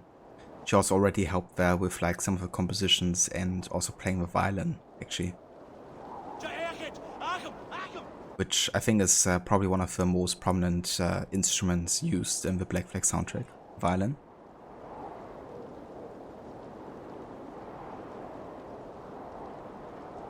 Also, hey there, Bastard, welcome in. So I'm gonna immediately side with Trigve here as a potential leader because I want Willy to join the Raven clan. And it's also in Willy's interest to kind of like not become Yar here. He doesn't want to settle down yet. He wants to see more of the world and stuff. So yeah, I'm gonna like go with that route. Where Trigve becomes Yar and Willy goes with us. Each in the back realizes they're seen and leaves, and then does it again. Amazing. Thank you for clipping that rod. Violin reminds you of Witcher 3 vibes. That's true actually, yeah. They do also use that quite a bit in that soundtrack as well. Trigve is wise and has a keen mind to lead. At the Althing, no one would doubt his succession if he was named.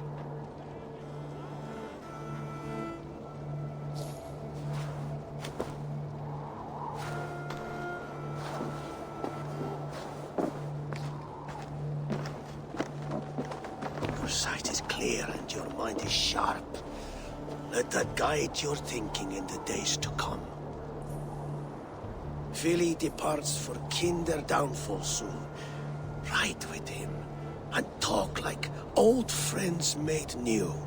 If I see any Valkyries lurking nearby, I will send them away.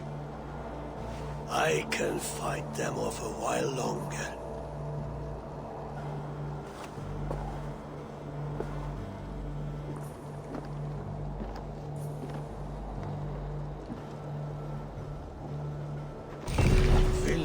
For you below A4.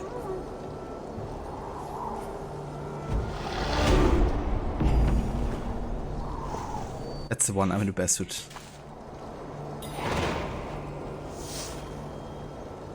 But you didn't realize it happened twice until making the clip because you started making it after they did it the first time. I gotcha. It's kind of funny because you could already see them beforehand for like a split second also doing it in like another scene. A few seconds before. But then we got like a proper close-up later.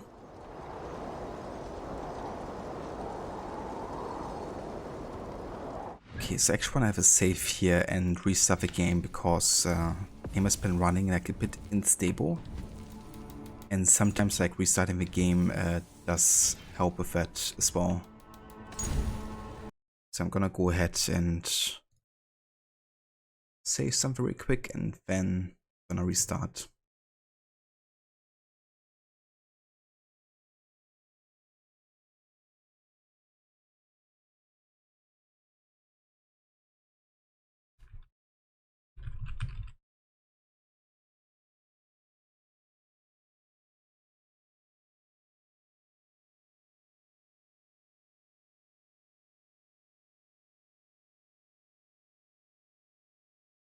But yeah, I think it's also just my graphics card struggling a bit more today because it's gotten quite warm again over here. Like 30 plus degrees Celsius. So higher ambient temp also means my setup is struggling a bit more than usual. But yeah, it's fine.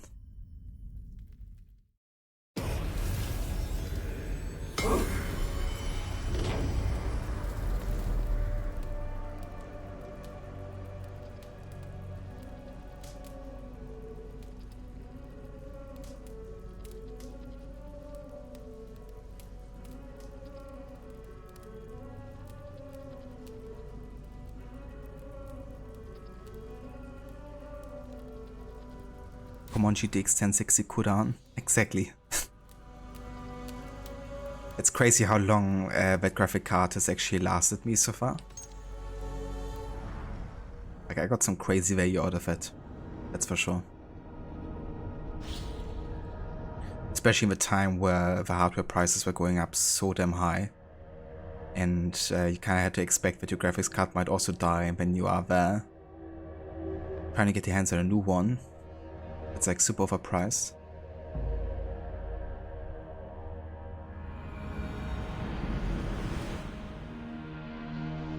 But unfortunately I'm kind of like having some stutter issues with Valhalla, that especially happen like a few hours into the stream mostly.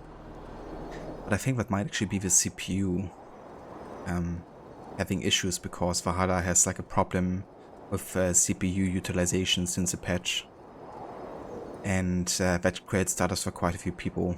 Like one way to make it better is to use like a DLO fix that a community member made to unlock the CPU potential better. Another one is also to disable the full screen optimizations, because that also screws with game performance.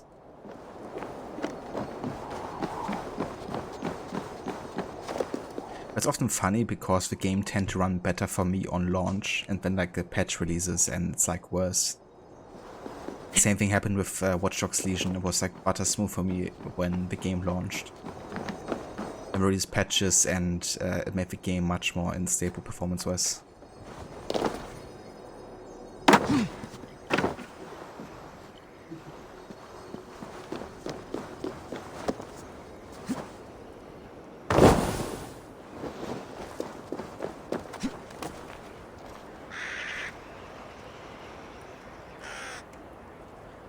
Issue because you had one monitor was 120Hz and your previous screen was 60Hz. It took you a while to figure out what was going on OBS. That was the issue I also had to face for quite a while, and I didn't know that was causing it. Which is kind of the reason why I have previews disabled in OBS all the time now, because I have a 144Hz and a 60Hz monitor. So if I actually enable the preview on my OBS, then I have like very bad FPS drops and like encoding overload, sometimes even leading to the whole OBS crashing and stuff. It's insane. But ever since I disabled preview all the time, I didn't have any FPS drops. Like, for the whole stream I had 25 frames missed rendering lag, which is mostly just happening during like transitions and stuff, so I didn't have like any frames missed as part of like OBS rendering for the entire stream. It was much different a couple years back when I didn't know about that.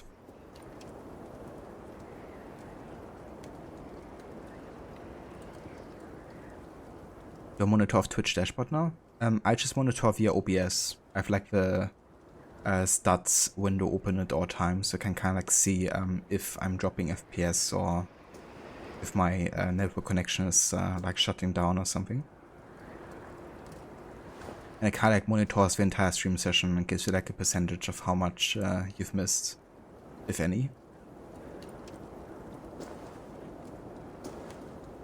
Willi. There you are. Come. Ride with me to the falls. They are Freya's gifts to these unforgiving lands. All right, but if I don't faint at the sight of them, you've oversold the view. You fight with impressive skill, I should say. I taught you well, I think. You taught me to fight empty air, Willi, and trees and snowdrifts and the like. No, I am certain I saved you from a snowdrift once, and a murderous tree. That's how I remember it. Any man who would call a tree murderous is a man who has had one too many blows on the head. That tower there. It recalls the broken wall in Norway on the road to my uncle's. Remember? I do. I remember the bite of that winter's chill as we sheltered from the wind for hours. It was you who got us stuck there. Searching for the chickens you let loose before the Yule feast. I'll have you remember. It is good to ride with you again, Arstek. I told you, that was meant to be a dragon's tail. It was a woody little twig in my eyes. No dragon's tail. Must I remind you of your own disrobed adventures in the pre-dawn streets of Stavanger? Eivor the Pantless, a head soaked with mead, and many pockets full of vomit. Dragon's tail it was then. Are you sure you want my father's mead? Not afraid you might wake up tomorrow, naked, face down in a hog's pen? Is that what you call your house? Ah!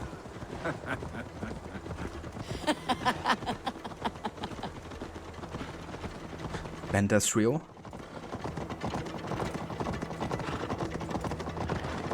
It's kind of funny how he says this weapon out. I don't think he's supposed to still hold that. Was Tryggvi not sent there by father to help? We must go.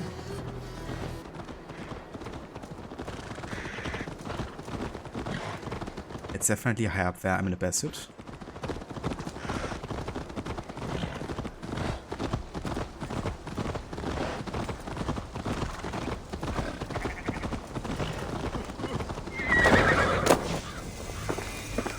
Eivor! What happened? I came too late to stop this. The Picts set fires and ran. They mean to spite us. There are more people trapped within. Free them, Eivor. Tend the wounded. We'll get them out.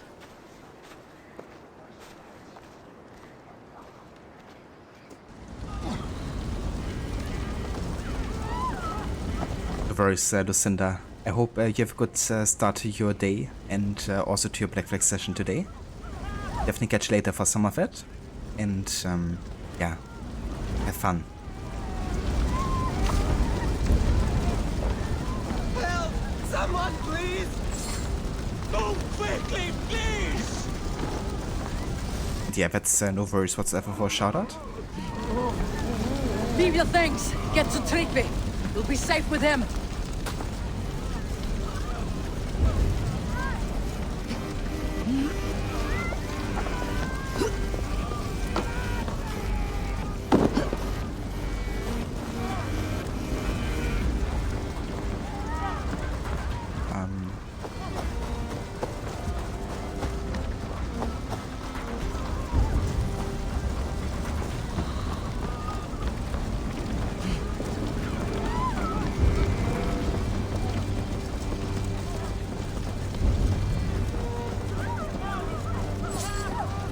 Weil wir was. Quickly, everyone! Get the wounded to Tryggvi! He's by the gates! Come quick! Help anyone who can! My parents are trapped! Help me and help them! Is anyone out there? Thank you. Thank you. There are others. Please help them. No! No! No! Ah! Thank you, stranger. I thought this was my last day on Midgard.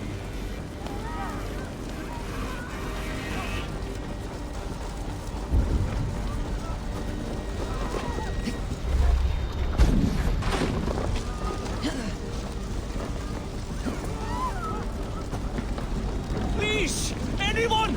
Save my family! They're in here! Save not me! My wife! Save her first! Oh, my dear Hilda. Why? I cannot live without you. I cannot bear to go on. Forgive me. There's nothing you can do now. Get to safety.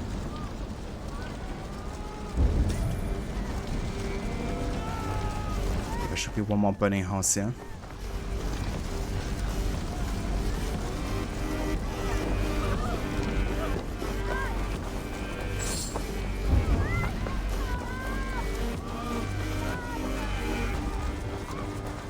Help us, please! We're stuck in the smoke is too much!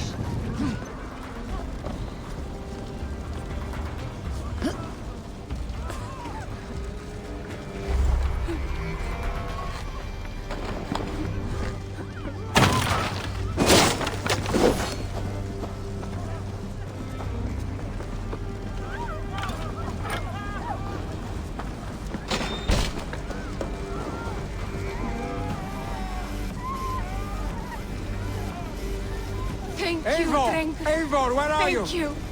Get over here! Move! Move! Get to safety.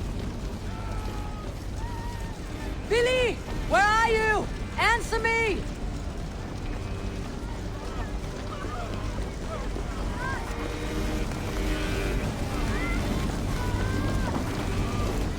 We need to clear a path!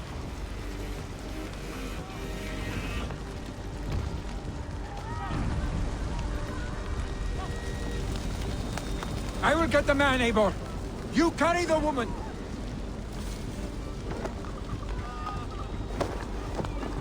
Niflheim will have to wait.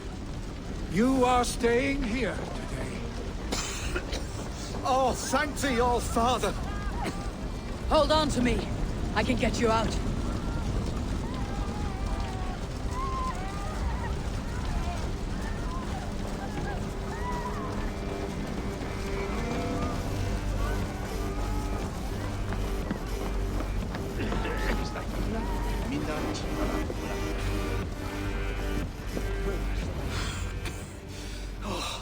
Thank you, Vili. Thank you. I draw breath because of you. I thought I might have to rescue you, Vili. Had I died, it would have been my time. My fate is already spun. I'm sorry, but you cannot endanger yourselves like this, lords. You have people to lead, a future to consider. The old man has wisdom, Vili. You have the full weight of this clan on your back. My father carries that weight. I do the fighting and feasting, and I am expert at both. It's good to have you watching my back again, Eivor. You see what I deal with, Eivor? The mind of a troll in the body of an Aesir. Still the same arse stick as when we were children. I'll never change. This is hardly the time for lightness, you two. We have many injured to comfort. Well, that is your domain, Tryggvi. I don't wish to be seen as a savior and healer all in one afternoon. The waters at Kinderdunfol will soothe my wounds. If my father needs me, I'll be there. Vili, stop! Eivor, wait a moment. Emminger Jarl has confided in you about his health. He has. He said Vili wasn't taking it well. Vili lives in another world entirely right now. He is cracked inside, and will not face the full truth laid before him. And how are you? Have you braced yourself for what is to come?